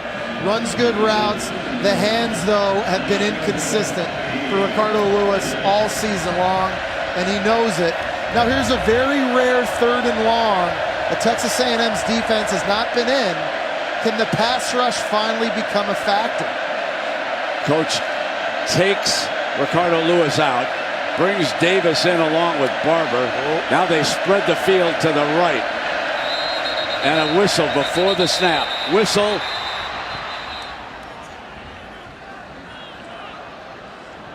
Prior to the snap. Timeout. Texas A&M. So the Aggies got the timeout called. This will be a 30-second timeout. This was a very, very good timeout taken by Texas A&M because Gus Malzahn was trying to dial up another trick play with that quick huddle. They were trying to hide a tight end lined up as a left tackle. You're going to see up top here, that's their left tackle, Sean Coleman. He's out playing wide receiver, and on the inside, they were going to run a seam down the middle of the field. It looks like it was Melvin Ray. Good heads up by John Chavis, their defensive coordinator, getting that communicated down to the sideline. Hey, let's not give up a cheap one here. Let's make them earn it. Well, Wednesday, the SEC ESPN Network grants you an all-access pass to Alabama football for that big game that is unfolding against LSU. And you'll get never-before-seen footage and sounds from pregame to postgame. Alabama, with 14 seconds left in the first half, has just taken a 13-10 lead on a field goal. You'll hear some sound from that kick. Third down coming up now for Auburn. Johnson checks that sideline, see if Malzahn and the boys are ready to go on this one. Now they get the personnel on the field.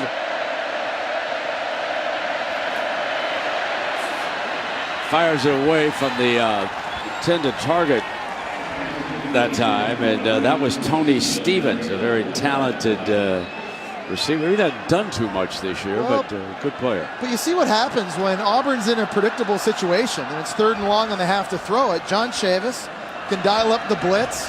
They're all over Jeremy Johnson in the backfield. It's just a situation that this defense hasn't been in very much tonight because most 3rd downs have been 3rd and short. So here comes Daniel Carlson again. This is a 30-yarder.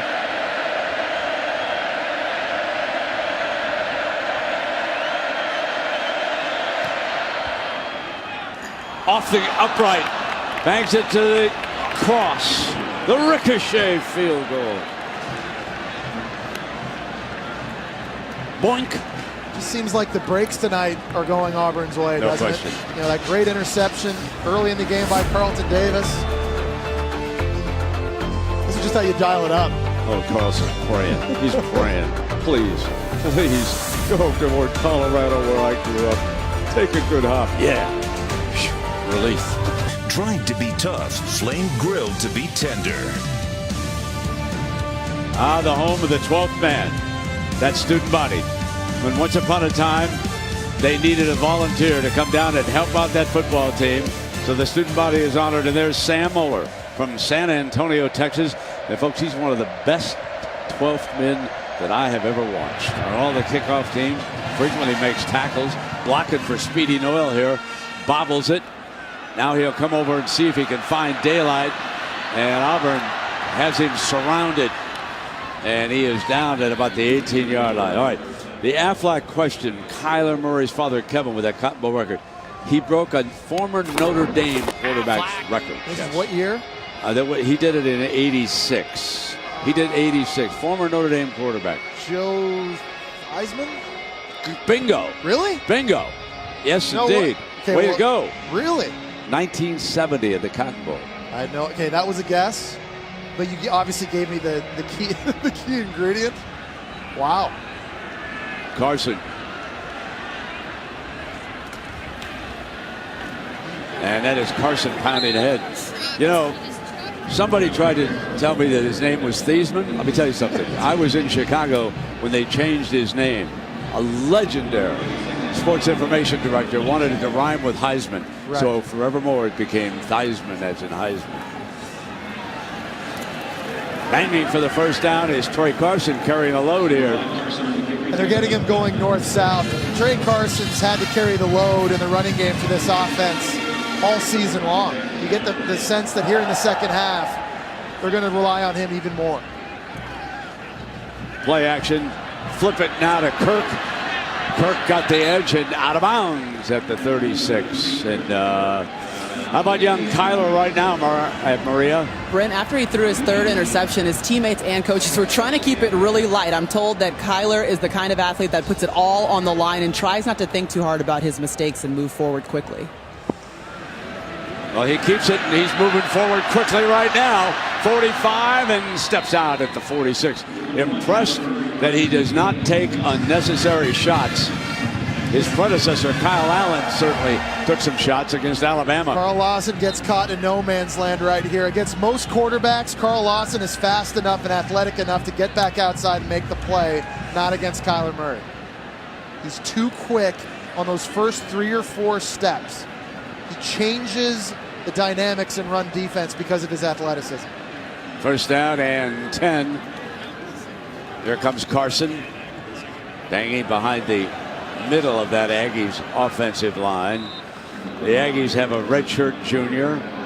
See, the only two seniors they have in that offensive line are the center and the right guard, Jesse. Auburn wants Kyler Murray to hand this football off. You see Chris Frost on the left side of the screen. Watch him stay home. He's not going to let Kyler Murray run outside of him. That's been the game plan all night long. Make Kyler Murray beat you by playing quarterback, by throwing it from the pocket. They'll live with giving the ball to Trey Carson and James White, giving up 3-4 yards a pop. What you can't let happen is Kyler Murray take the top off your defense and get outside. Second down for the Aggies.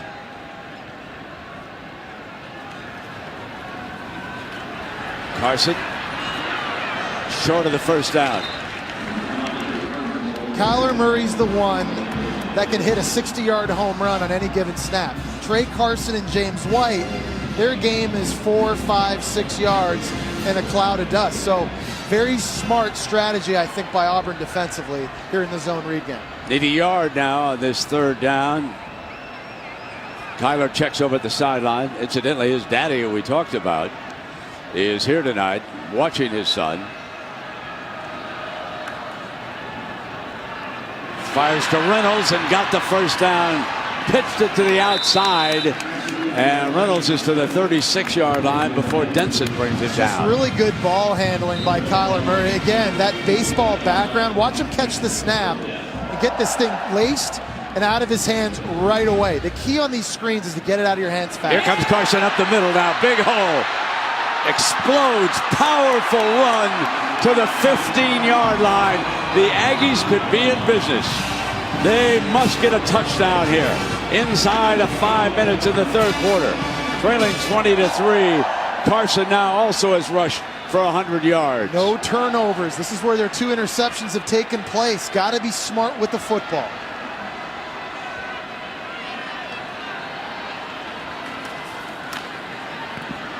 Caught. Good play action as Kirk made the reception. That was White who was his running back. And going fast. Jake Spavital getting the call into Kyler Murray early.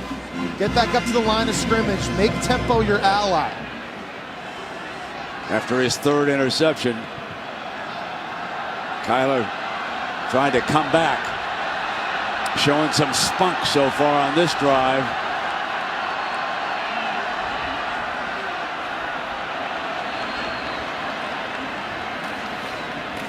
Hands it off to White. White is short of the 5-yard line.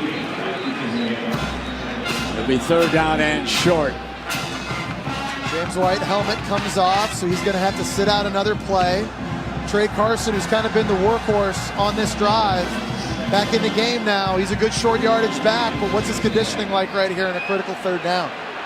Be a good time for a little fake by Murray and just keep it. See if he can find the edge.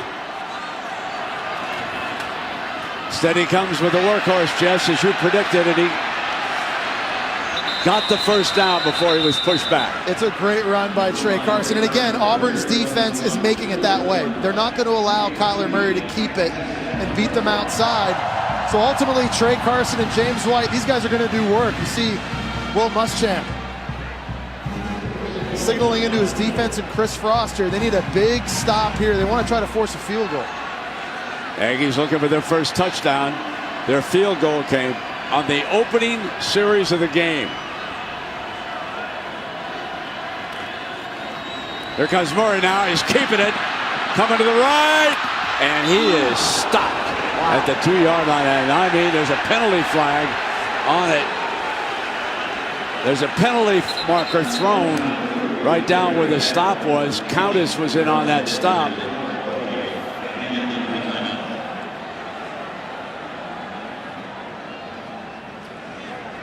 I don't think this penalty is being called on the tackle on Kyler Murray. I think it's on the block on Auburn's defender. I think they're going to be looking at targeting potentially. Personal foul, targeting a defensive player. Offense number 9. Previous play is under review. Now, by rule, a defender that's receiving a blindside block is deemed defenseless. Now, you got to remember, Ricky Seals-Jones has been called for targeting earlier this year on the same kind of play. is there contact, forcible contact, made to the head or neck area of the defender, Dinson. And that's what they're going to be reviewing and looking at right now. It's going to be targeting. There's no question. He got him in the helmet area, Jess. Yeah, and he's a second-time offender.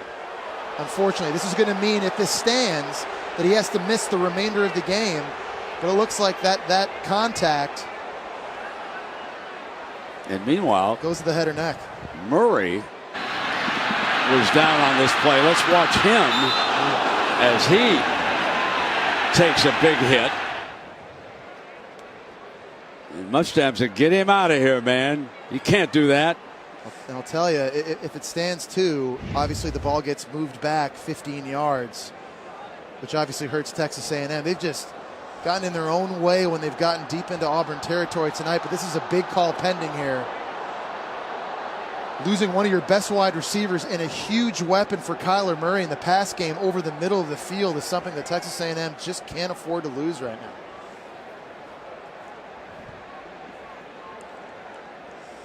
And meanwhile, Kyler Murray has gone over. He's receiving treatment over here. And being tended to. After further review, there is no foul for targeting. It's second down. He apparently got him in the shoulder, Jess. Yeah, and I could see that.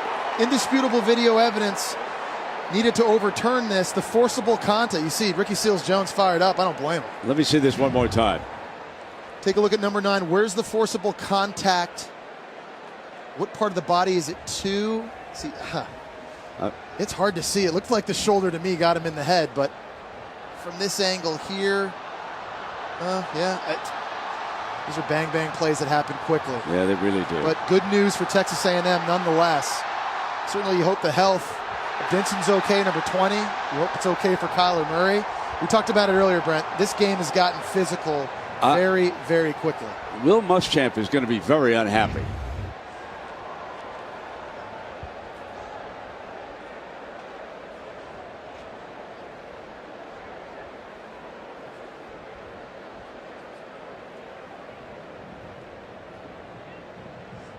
So this is a freshman from Miami, Jeremiah Denson, who was shaken up on the play.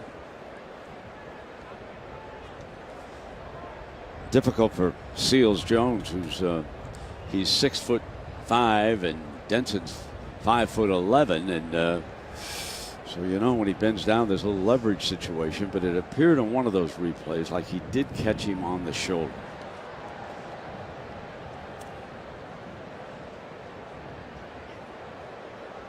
And now they're saying that it's a leg injury, and that's good. Well, it's not good, but at least it was not a concussion down there.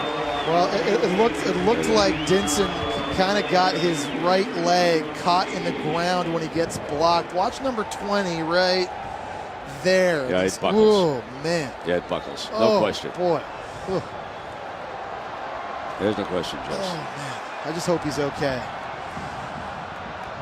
You hope Kyler Murray's okay after that big hit. He's got 3 people talking to him and looking at him right now. And, you know, the backup quarterback situation for Texas A&M, it's a little bit shaky. You don't know, Kyle Allen, what the status is of that injured throwing shoulder. Hubenek, I believe, came in number 7.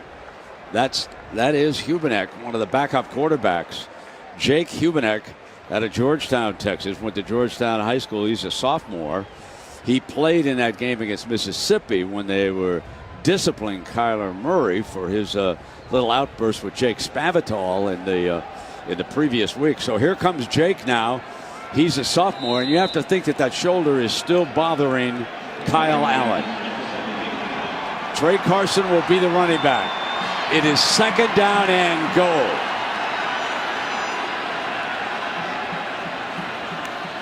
And Carson's hit in the backfield.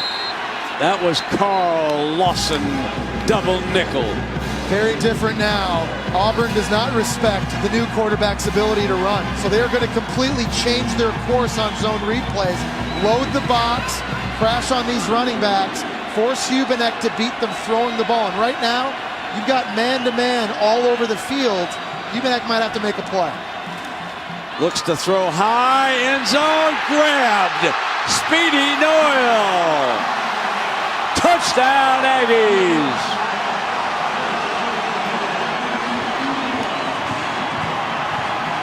It's a great decision by Hubenak, finding a healthy Speedy Noel. For the first half of the season was a bit dinged up. One-on-one against Auburn's best cover corner, Jonathan Jones. It's a fade route. The ball thrown high and away where only Speedy Noel can make the catch. Great answer by Texas A&M's backup quarterback. Taylor Bertolette, Reading, PA. As the Aggies score their first touchdown of the game. And they pull to within 10. 2:23 to go in the third.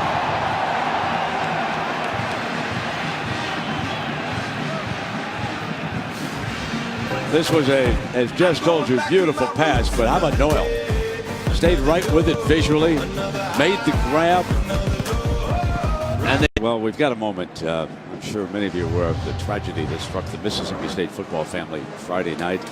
Freshman defensive lineman Keith Joseph Jr. and his father, former Mississippi State linebacker Keith Joseph Sr., killed in a single car accident while traveling to a high school football game in Mississippi. As you know, Mississippi State had played on a Thursday night, so the young man had the day off. He was headed on in. Joseph Jr. was redshirting this season with the Bulldogs, and Jesse, I know that you join me in sending our condolences and our heartfelt prayers to the Joseph family, all the members of the Mississippi State family who suffered that loss.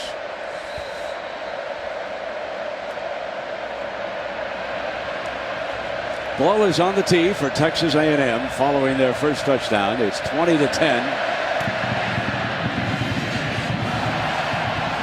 And this one will not be returned. Well, Jesse, we've had some dramatic things happen. Murray, after Noel catches the touchdown pass, Murray went back to the locker room to receive some more attention back there.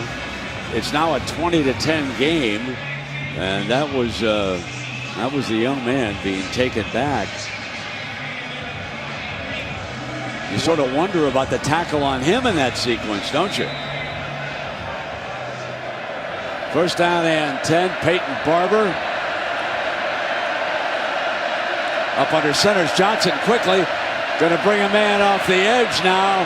And around the corner is Smith. Jason Smith. Powerful run. Good call by Gus. They continue to run the football outside with success. And they continue to find more creative ways to do it. Johnson gets up under center late. And it's the H-back Chandler Cox out front getting a block on Devontae Harris. 24 yards, back with Barber, daylight. And Barber with a first down to the 35. Auburn has not scored a touchdown since its first two drives of this football game. They've been unable to finish.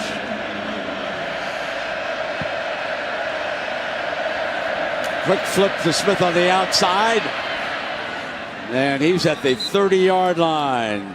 Jason is from Mississippi Gulf Coast Community College, and he grew up in Mobile, Alabama. And they quickly come up to the line now on this second down, trying to pick up that tempo again. Barber battling his way close to that first down marker. And this is when that offense is at its best, when they're playing with the tempo. Running inside, running outside, quick throws. Texas A&M slow to get lined up. They bang for the first down to the 25-yard line.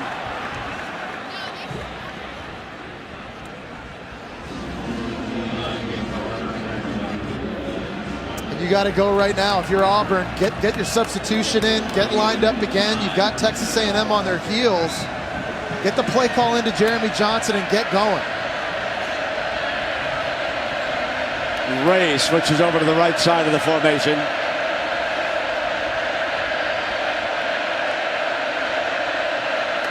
Here comes Ricardo Lewis again. This has been a go-to play. 10. Down to the 7-yard line he goes.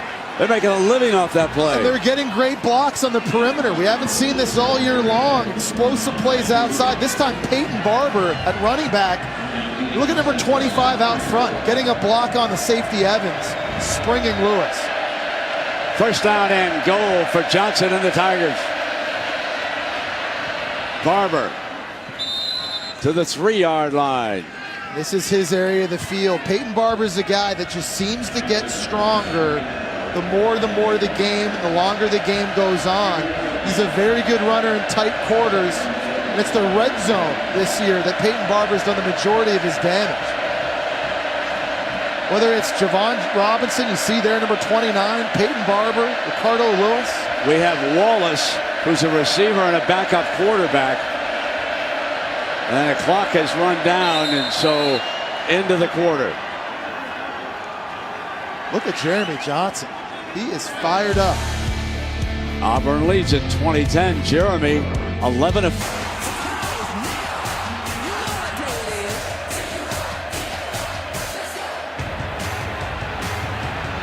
SEC prime time, Saturday night, College Station, the money quarter, 20-10. Auburn with a 10-point lead and trying to get more here on this second down. Johnson with Barber. Here comes Barber, hitting the backfield and thrown for a loss. Third down and goal. And that was Donovan Wilson. Could be the next Honey Badger, you're telling me. Yeah, he's a bit of a ball hawk. 5 interceptions, 3 forced fumbles, 2 fumble recoveries. Always finds his way around the ball. And now here's a big play. Auburn substitutes the extra offensive lineman, Robert Leff, off the field. The big play for the Aggies. Jeremy Johnson's looked good in short throws tonight. See if he can deliver one right here. Reyes to his left. Rolls in that direction. Throws in now. Knocked out of bounds. Beautiful play by Devontae Harris, number 1. What a terrific play by that defensive back. It's a nice job in red zone defense with the back against their wall. They can't allow a touchdown here. So you get the rollout, and from the get-go, this play looked like it had a chance. With Marcus Davis, just a better play by Devontae Harris. Field goal. Here's Daniel Carlson. Made from the 35 and the 30. Now he will attempt a 21-yarder. Shorter than an NFL extra point. Nails it. So it's Carl's right leg doing all the scoring after those first 2 touchdowns, and the officials with a pile up down in the middle. Coker just handed off for a Bama touchdown. Then how about Will Greer suspended? Treon Harris comes on. Then, of course, at Auburn, Jeremy Johnson sat down. Sean White, injury, Johnson back. And here, Kyle Allen gives way to Kyler Murray. And now Jake Hubenek will be coming on after Murray injured. And it's a possibility, I don't want to speculate too much, it's a possibility of a little concussion protocol on that hit right there. And that was borderline nasty. They could have they threw the flag on the receiver, but as you see the defender coming down on him, he got him pretty good with it. It was close. Yes, it looked to us like he hit him with his shoulder pad in the helmet. Kyler Murray wasn't defenseless. That could have been called targeting if the defender had hit Kyler Murray with the crown of his helmet. It didn't look like he did. You certainly hope Kyler Murray's okay, but now Texas A&M's hopes of a win rest on the shoulders of Jake Hubenek. Carlson hangs it high. And this one, Noel. He caught that touchdown pass just a short time ago, and he brings it out to about the 26-yard line. And Maria, what's the story on Jake Hubenek? Well, when I talked to Ricky Seals-Jones on Friday, it's interesting that we're in this position because one thing that he mentioned once the quarterback competition was opened up, that a lot of people don't know what a great player Jake is and how well he did when that competition was open again. So it's interesting to see him now, but I'll tell you that Ricky Seals-Jones as a receiver on this Texas A&M offense has a lot of faith in this QB. So we'll take a look at the young man.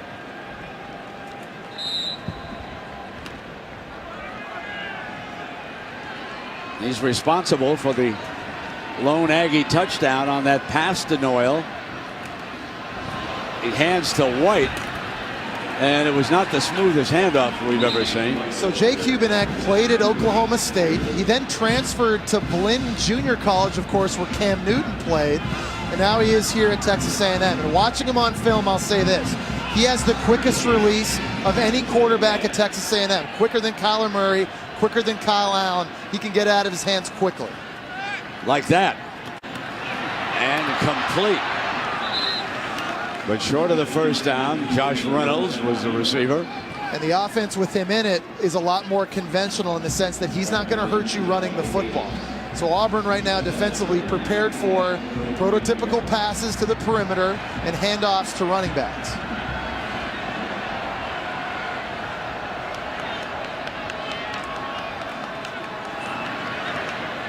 Deflected.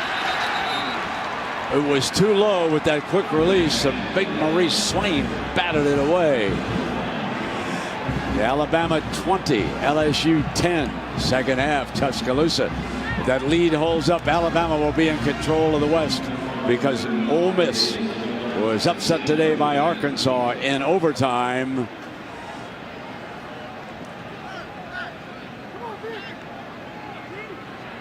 Marcus Davis goes back deep for this punt. Kaiser. Big leg. Fair catch at the 26-yard line. So it's Mississippi State next week. That is going to be a terrific football game.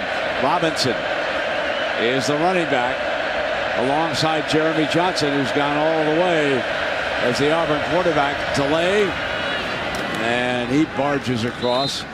You know, the other thing that Auburn's been able to do, Jess, is because Robinson is healthy, they've been able to keep fresh legs on the field. And here we are in the fourth quarter.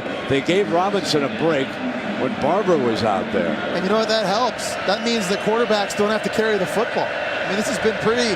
We've seen running backs. We've seen receivers. There's been no Jeremy Johnson running tonight. But that hasn't been a problem. They've still been able to chew up yards on the ground. Malzahn has been moving his offensive personnel around. That's Robinson coming back to join Johnson. Gets the handoff. And to the right, he's to the 35-yard line, just short of that first down. Hilliard with the stop. Can Texas A&M bow up one time on a critical third and short, make a stop, and get the ball back? They've been getting gashed all night long in the run game, but this is the critical down and distance. The crowd knows it. They're getting into it. They need a stop right here. Petway checks in as an extra blocker for Auburn. And Myles Garrett is not on the field.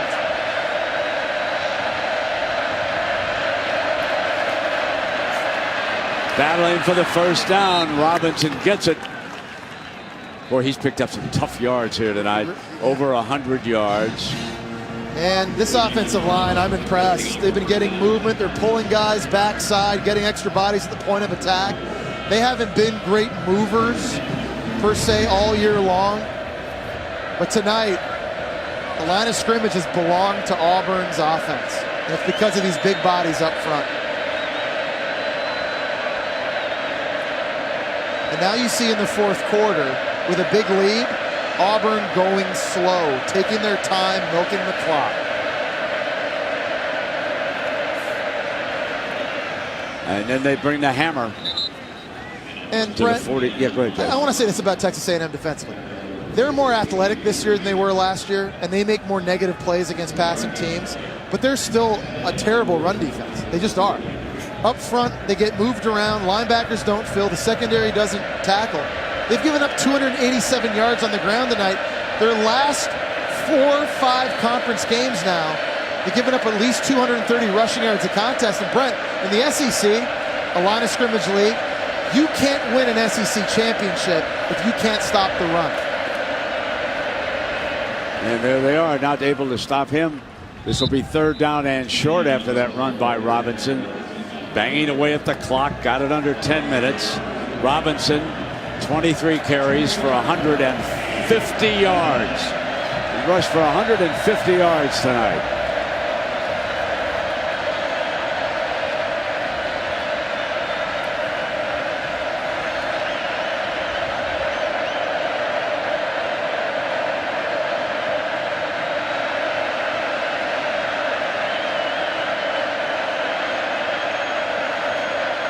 Play action by Johnson. Firing the deep ball, complete to the 24-yard line. Tony Stevens from Orlando, Florida. Great improvisation by Jeremy Johnson, because this play was supposed to go to a receiver in the flat who fell down coming out of the backfield. It was number 27, Chandler Cox. Jeremy Johnson did a good job getting his eyes downfield to spot a receiver. An even better catch by Tony Stevens at 6'4", high pointing the football. And there's an injured Aggie down at the 22-yard line right now. Yeah, it's Nick Harvey, cornerback for Texas A&M, on the ground. He was part of that collision deep down the field. This will give Auburn a first down at the 24-yard line, and everything is in their favor. They've got a 13-point lead, 9 minutes remaining. The Aggies have lost their starting quarterback. Crowd has grown quiet. Some are even headed for the exits here, and that will dampen the noise as they get closer and closer down there to that end zone. And many of the Auburn fans who are here are down in the end zone that Auburn is approaching. Our crowd tonight, another big one, 104,625. And there's many of the folks who traveled over from Auburn or from around the South to see their alma mater. The crowd's just, you can't say enough about the visiting teams in the SEC. No, man, their fans follow their team. And they're loving what they're seeing, because they haven't seen a total performance, offense, defense, special teams, as good as this probably all season long. By the way, what about the play call just now on 3rd and short, when everybody in this stadium, all 104,000 of us, thought that was going to be a run? You throw it deep. Nice job. Johnson has always had the big arm. Here's Robinson. And Robinson, approaching that 15-yard line, is down, so it'll be second down. This is extremely manageable. Gus can continue to run the football and move the clock with a 13-point lead right now. He's talking to Damian Craig right there about some ideas, but Gus Malzahn's called a good one tonight, man. All the running, inside, outside, jet sweeps, trick plays, throwing when they've needed to. They've kept Texas A&M on their heels all night long. Good game plan. They motion Robinson out. Now they'll bring him back into that backfield. Little window dressing, and then they give it to him behind middle. You know, just, we probably have not given the Auburn offensive line enough credit. Now, these are the fellas who started. Coleman, Kozan, Golson, the center, Smith and Young over on that right side. Those kids are from Palm Beach Gardens, Kansas, Prattville, Alabama, Castle Rock, Colorado, Memphis, Tennessee. They've done a terrific job. Here's your third down now. They need to do a job here. They bring in their backup left tackle, Robert Leff, number 98. They like these unbalanced formations where they get Sean Coleman, their left tackle, playing tight end. And Robert Leff checks in, number 98, to help with the blocking. They power behind the right side, and it appeared as though he was a little short that time. I think you're going to kick it here if you're Auburn to make it a 17-point game. You want to make it a 2-possession game. 16. That's my Canadian math. Jess, I was going to give you. I was going to say, what do you guys? You guys have different math in Canada than we have down. That's right. That's right. I'm going to keep my mouth shut. And I'm looking at the scoreboard. My partner's going to get this right. It's a 2-possession game if it's 16 points, though, right? Yeah, exactly. He's got to have the two-point conversion. These late kickoffs. You've had a hard week, my friend. There's a 31-yarder. Got it. He has flirted with disaster a couple of times tonight. And there is your 16-point lead. So even with Canadian mathematics, the Aggies can tie it with 2 touchdowns and 2. Look at this. Oh, he played that draw perfect, didn't he? Yeah. Mississippi State team. Joe Paul, Tim Marcus, Greg and Kaylee. They'll break everything down. SEC Nation next Saturday, 10 a.m. Eastern. Now let's take a look at our tough and tender moment. It was very tender, the left knee and left leg of Shaun White, unable to go here tonight. So in steps Jeremy Johnson, a bit of a goat earlier this year, but he turns tough here tonight as he is leading Auburn to a 26-10 advantage right now, and that is your tough and tender moment, brought to you by Ballpark Flame Grilled Jerky. What a wonderful story number 6 is. Oh, no doubt about it. After the struggles he had earlier this year, all the expectations of the offseason, a lot of pressure on him, but he's performed so beautifully tonight. Out of the end zone. 6.5 minutes remaining. And there's the backup quarterback, Jake Hubenak, coming on here in a rough moment, Jess. Well, the good news for Hubenak, he's got weapons all over the outside of the field. Speedy Noyle, number 2, maybe their fastest player offensively. They got Josh Reynolds on the outside, could jump up over top of people. Ricky Seals-Jones, Christian Kirk inside. Guys that can help him out, but they're going to be throwing it a bunch. Here they come with the first one. Deep, Noyle, and it's 2nd down and 10, and that was Jones there with him. You know, Speedy Noyle wanted him to throw that out in front a little bit more, but it was a good job covered by Jonathan Jones as well for Auburn, the guy that they like to leave on an island in this defense. Texas A&M just going to have to make a play deep down the field.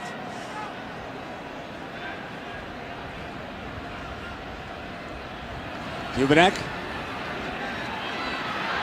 going to take off and slide to the 30, but this will bring up a 3rd and 5 coming up now for the Aggies. You got to go quickly. Tempo's got to pick up. Time is not your friend right now. 2 timeouts in your back pocket. You need 2 touchdowns and 2 two-point conversions.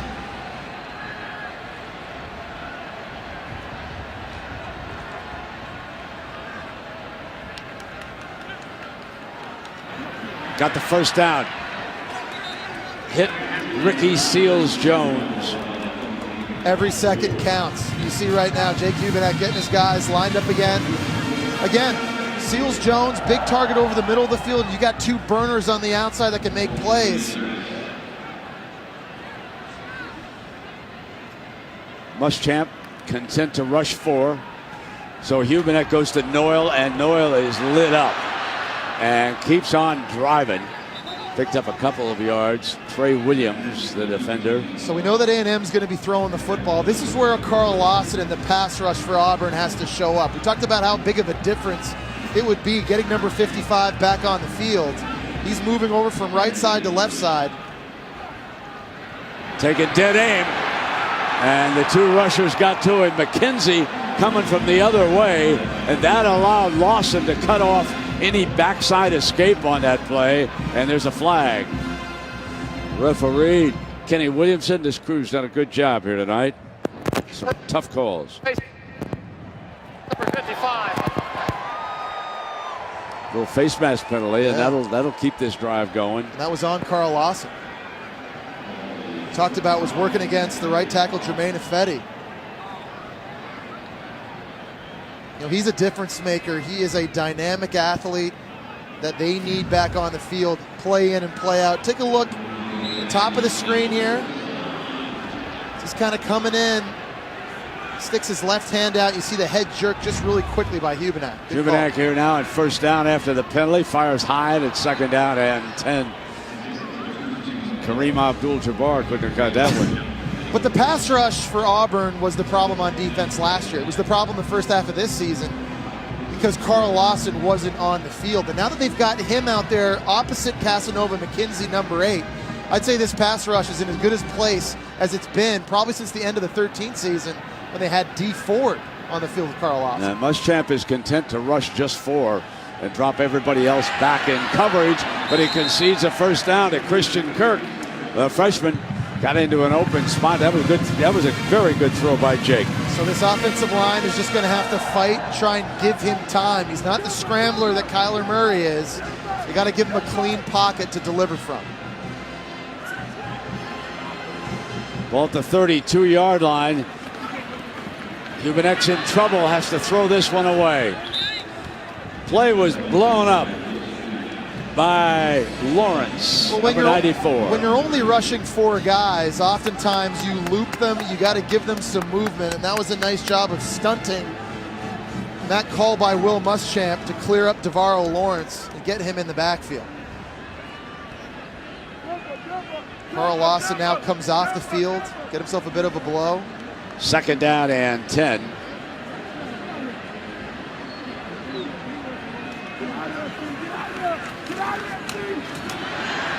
Hubenek in trouble.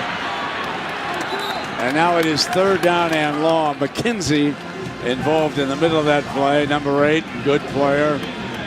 You talk about the movement. They got Hubenek again on this. It's only a 4-man rush like we talked about, but looping.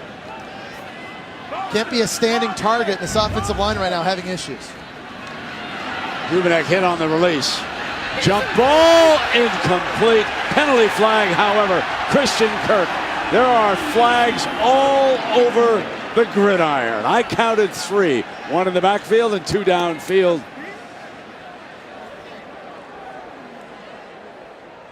Definitely looks like they're going to get defensive pass interference on Steven Roberts, the safety right there, number 14 on Christian Kirk. Yeah, the key one is going to be what would happen to that backfield. Yep. I'll tell you this, too. It was impressive that Jake Hubenek even got that football off because there was somebody right in his face. Yeah.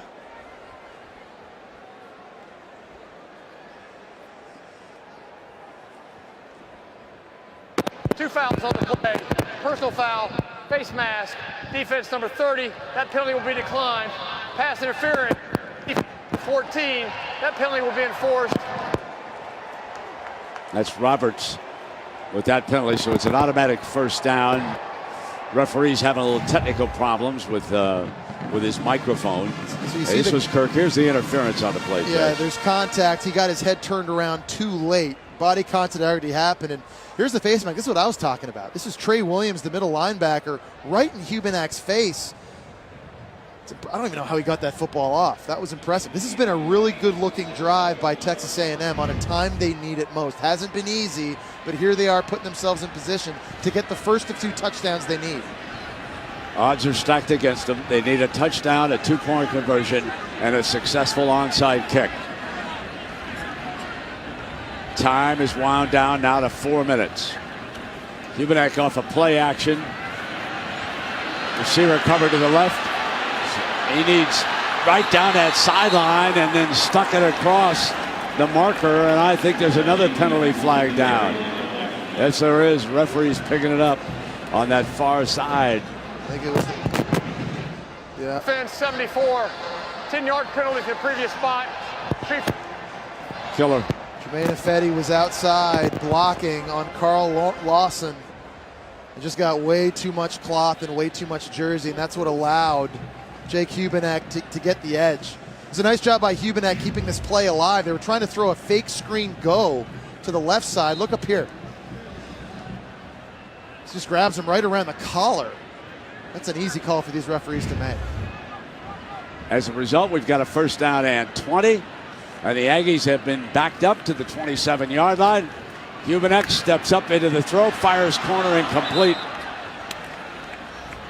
No time for Hubenek to throw right now with Auburn defensively pinning their ears back and getting after him. Especially on the edges, this offensive line right now having issues giving Kevin Sumlin's quarterback an opportunity to make throws. 2nd down and 20.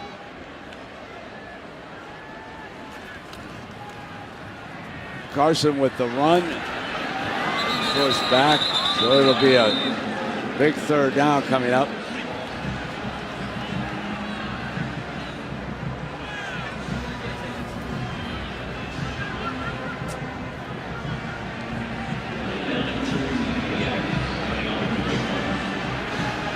Field goals don't do the Aggies a bit of good. They got 2 if they need them to make a touchdown. Here's Hubenek on the 3rd.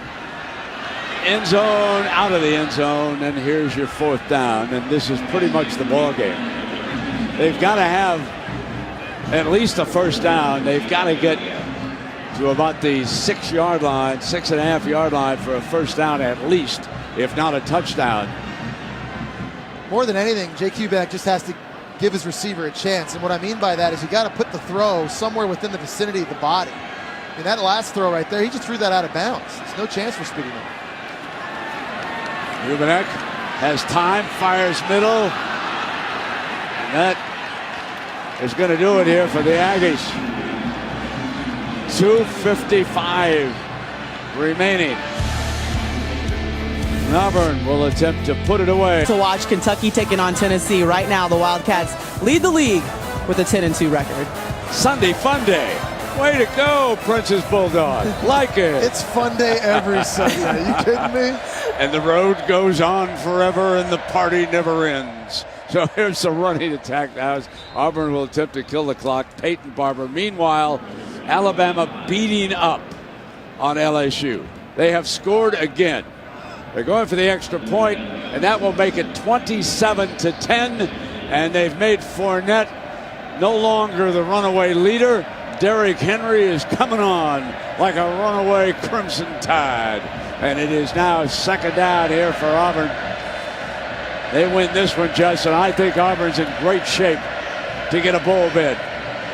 Like you said it earlier, I think this is their best overall performance of the season. I think it is. If you're talking about complete football, offense, defense, and special teams, you got to love what you've seen if you're Gus Malzahn.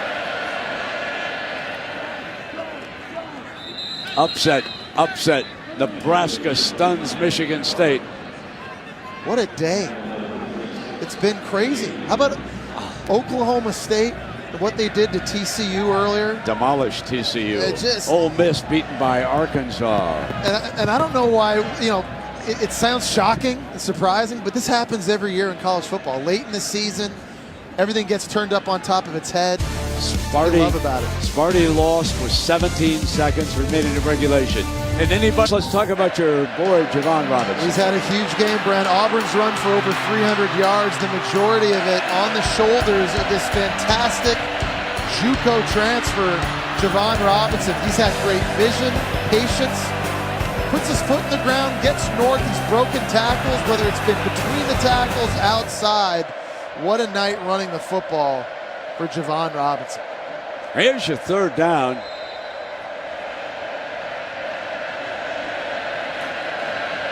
There's Ricardo Lewis again. Well, we know who they're going to bring off the edges now. Not going to be Rock Thomas. It's going to be number 5. Yeah, I think they've kind of refound themselves in a lot of ways in this running game.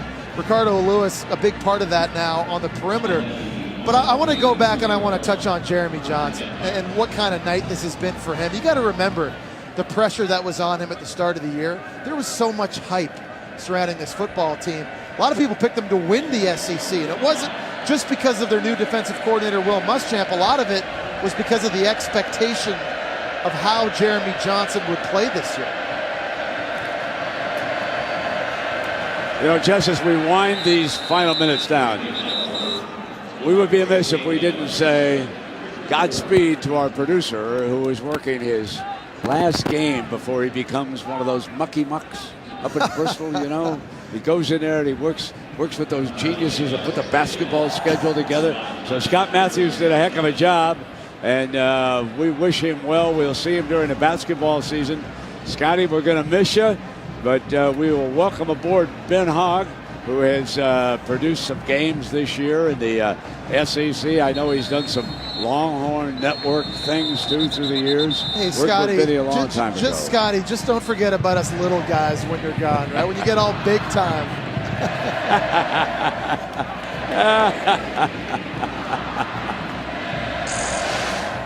So there's a look at Auburn, and I'd circle the Idaho game, and with this win tonight, that makes them bowl eligible.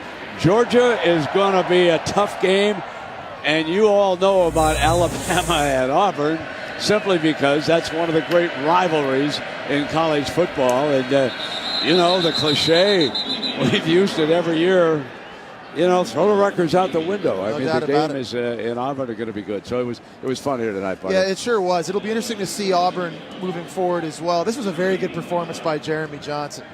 The numbers, not Heisman worthy necessarily, but the offense has looked as good as it's looked all year. Obviously, we'll have to keep our eye on Sean White to see what that left leg injury looks like moving forward. But the defense, coming off their best game of the year as well, they just play with more confidence now that Carl Lawson's back on the field. This is a team that needed this win badly. Congratulations to Jeremy Johnson, Gus Malzahn for coming here on the road and giving really an A-plus performance. And next week, we will go to Kansas City, BYU and Missouri, and that will be at Arrowhead. So we look forward to that as Auburn on SEC primetime whips up on Texas A&M 26-10. Now let's remember what happened last year in Auburn. It was Kevin Sumlin who beat up on the Tigers. Remember that? Kyle Allen steps out, fires 4 touchdown passes against Gus Malzahn. A couple of late fumbles by Auburn, and they couldn't win it. But there is a huge sigh of relief for the entire Auburn organization as they need just one more win, and they will be a heavy favorite against Idaho. And of course, the Georgia game is a big rivalry. That'll be tough, as will the Alabama game. Let's go down to Maria with the coach. Coach, you said that this team needed to win a close one, and you finished very strong in this one. What did you see from your team in this one? I'll tell you what, our team fought. We've been close, and we've come up short a couple of times. Give credit to our players for keep working hard. Proud of our players. I'm proud of our staff. It's a pretty impressive win at a place like this. You mentioned at the half that the story was the defense early, and you created 3 turnovers. What did they prove to you? Our defense played great. I mean, they played their best game, and against a lot of really good athletes. And that little quarterback that started out, he's like a lightning bug. So, I mean, that's tough. You got a lot of compliments from there in our booth. Jesse Palmer saying you called a great game. What were you trying to establish offensively? Well, I've got to give credit to Rhett Lashley. He called most of those plays that worked. I mean, he does a great job, and he did a great job tonight. And we saw Jeremy Johnson taking over in that starting role and continuing to get in the winning ways for you. What was the biggest change that he made in this matchup? Yeah, I'm proud of Jeremy. I mean, he's been through a lot this year, and for him to come out and play, I mean, he made one of the plays of the game that he threw to Tony Stevens on the 3rd down, and that was big, and just couldn't be prouder of him and our team. We also saw Javon Robinson over 100 yards rushing in the first half. Yeah. What did he prove to you in the offense? Tell you what, he did a great job. He was really hard to tackle early. He runs really hard, good balance, and he had a really good game. Hey, congrats on the win, Coach. Thank you. Thanks, Maria. So congratulations to Gus and his coaching staff. His wife finds it very hard to watch games in person. I know that we did that story up there. But, just for me, really, the story is Jeremy Johnson. You and I had him last year, and I believe it was the first half of Arkansas. Nick Marshall was suspended, and Jeremy didn't play well until tonight. No, he was great. He made very good decisions early in the game. It was a lot of short throws. He was concise. He was accurate. He kept the offense in rhythm with the tempo that they were performing at.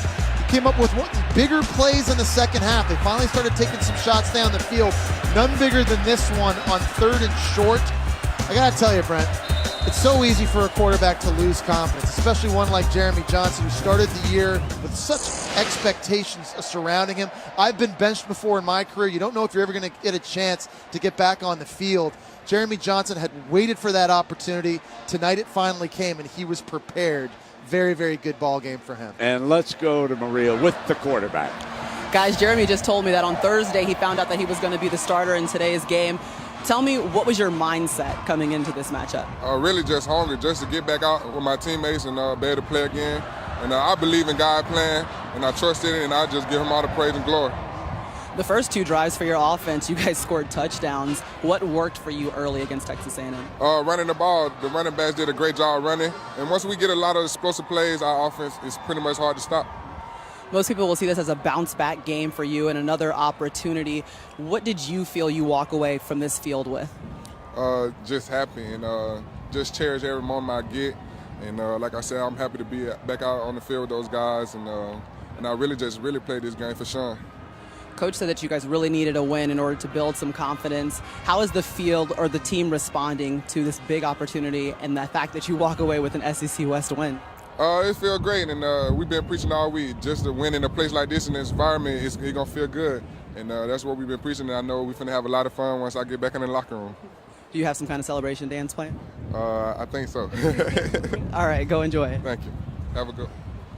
So they did run just for 311 yards, but Will Muschamp's defense played very well. I think they actually stole the show. That's the best this defense has looked all year by far. Will Muschamp had a great day calling plays, but it was the turnovers early. They got a true freshman cornerback and Carlton Davis making a pick in the end zone. Later it was a linebacker, Justin Garrett, getting an interception deep down on their own end. They came up with a critical fourth down stop. Casanova McKenzie making a play in the backfield. I also thought they made great plays out in space. Here was Blake Countess, the Michigan transfer, getting a pick on the sidelines. Every which way, Will Muschamp had a reason to be happy. They play with a different confidence now that they got their best player, Carl Lawson, back on the field. And this is it was a very, very good performance to see, obviously, by that side of the ball. And Jesse Carl is down below with Maria, so let's go to them now. So, Carl, you and the defense forced 3 turnovers in this matchup. What was kind of the focus coming into the Texas A&M game? The main focus was boxing Kyler Murray in, staying in our rush lanes, really not letting him get out of pocket. So, not running upfield, not making any pass rush move, just keeping him in the pocket so he couldn't scramble around, just like you see in the film against South Carolina. Coach Malzahn said this is the best game that the defense has played. How did it feel different tonight? We just came out and executed. We executed a game plan. Thanks for your time. All right, thanks, Maria. Jesse, one note of caution regarding Texas A&M, and that is the injury suffered by young Kyler Murray. He was hit up around the head area, and I never like it when I see a young man go to the locker room. So let's wish him the best, and that he's able to come back and play again next week. Yeah, you can absolutely. take a look at this injury down here, folks. And we were sort of focused on the penalty called on the block, that we didn't probably pay as much attention as we should have to that injury sustained by the quarterback who went off the field to the bench. And I think what you're worried about right now, if you're a Texas A&M fan, and certainly if you're head coach Kevin Sumlin, is the injuries that have happened at quarterback right now. Because Kyler Murray leaves this game with an apparent head injury. Remember, Kyle Allen, who was your starter, injured his throwing shoulder against Alabama a few weeks back. He didn't look like himself in a loss against Ole Miss. Now you've got the JUCO transfer, Jake Hubenek, potentially taking over for a team moving forward that's trying to close out this season strong as well. Right. So a lot of football left still for Texas A&M, and the quarterback position, the biggest area of concern. Yeah, well, certainly our studio at SEC Network headquarters will keep everybody up to date on the very latest. What a day this was in the SEC. The Florida Gators wrap up the East. Ole Miss shocked in overtime by Arkansas. Alabama pulling away from LSU. That would give them the stranglehold on the West. As long as Alabama wins, they would go to Atlanta to take on the Gators. But here tonight,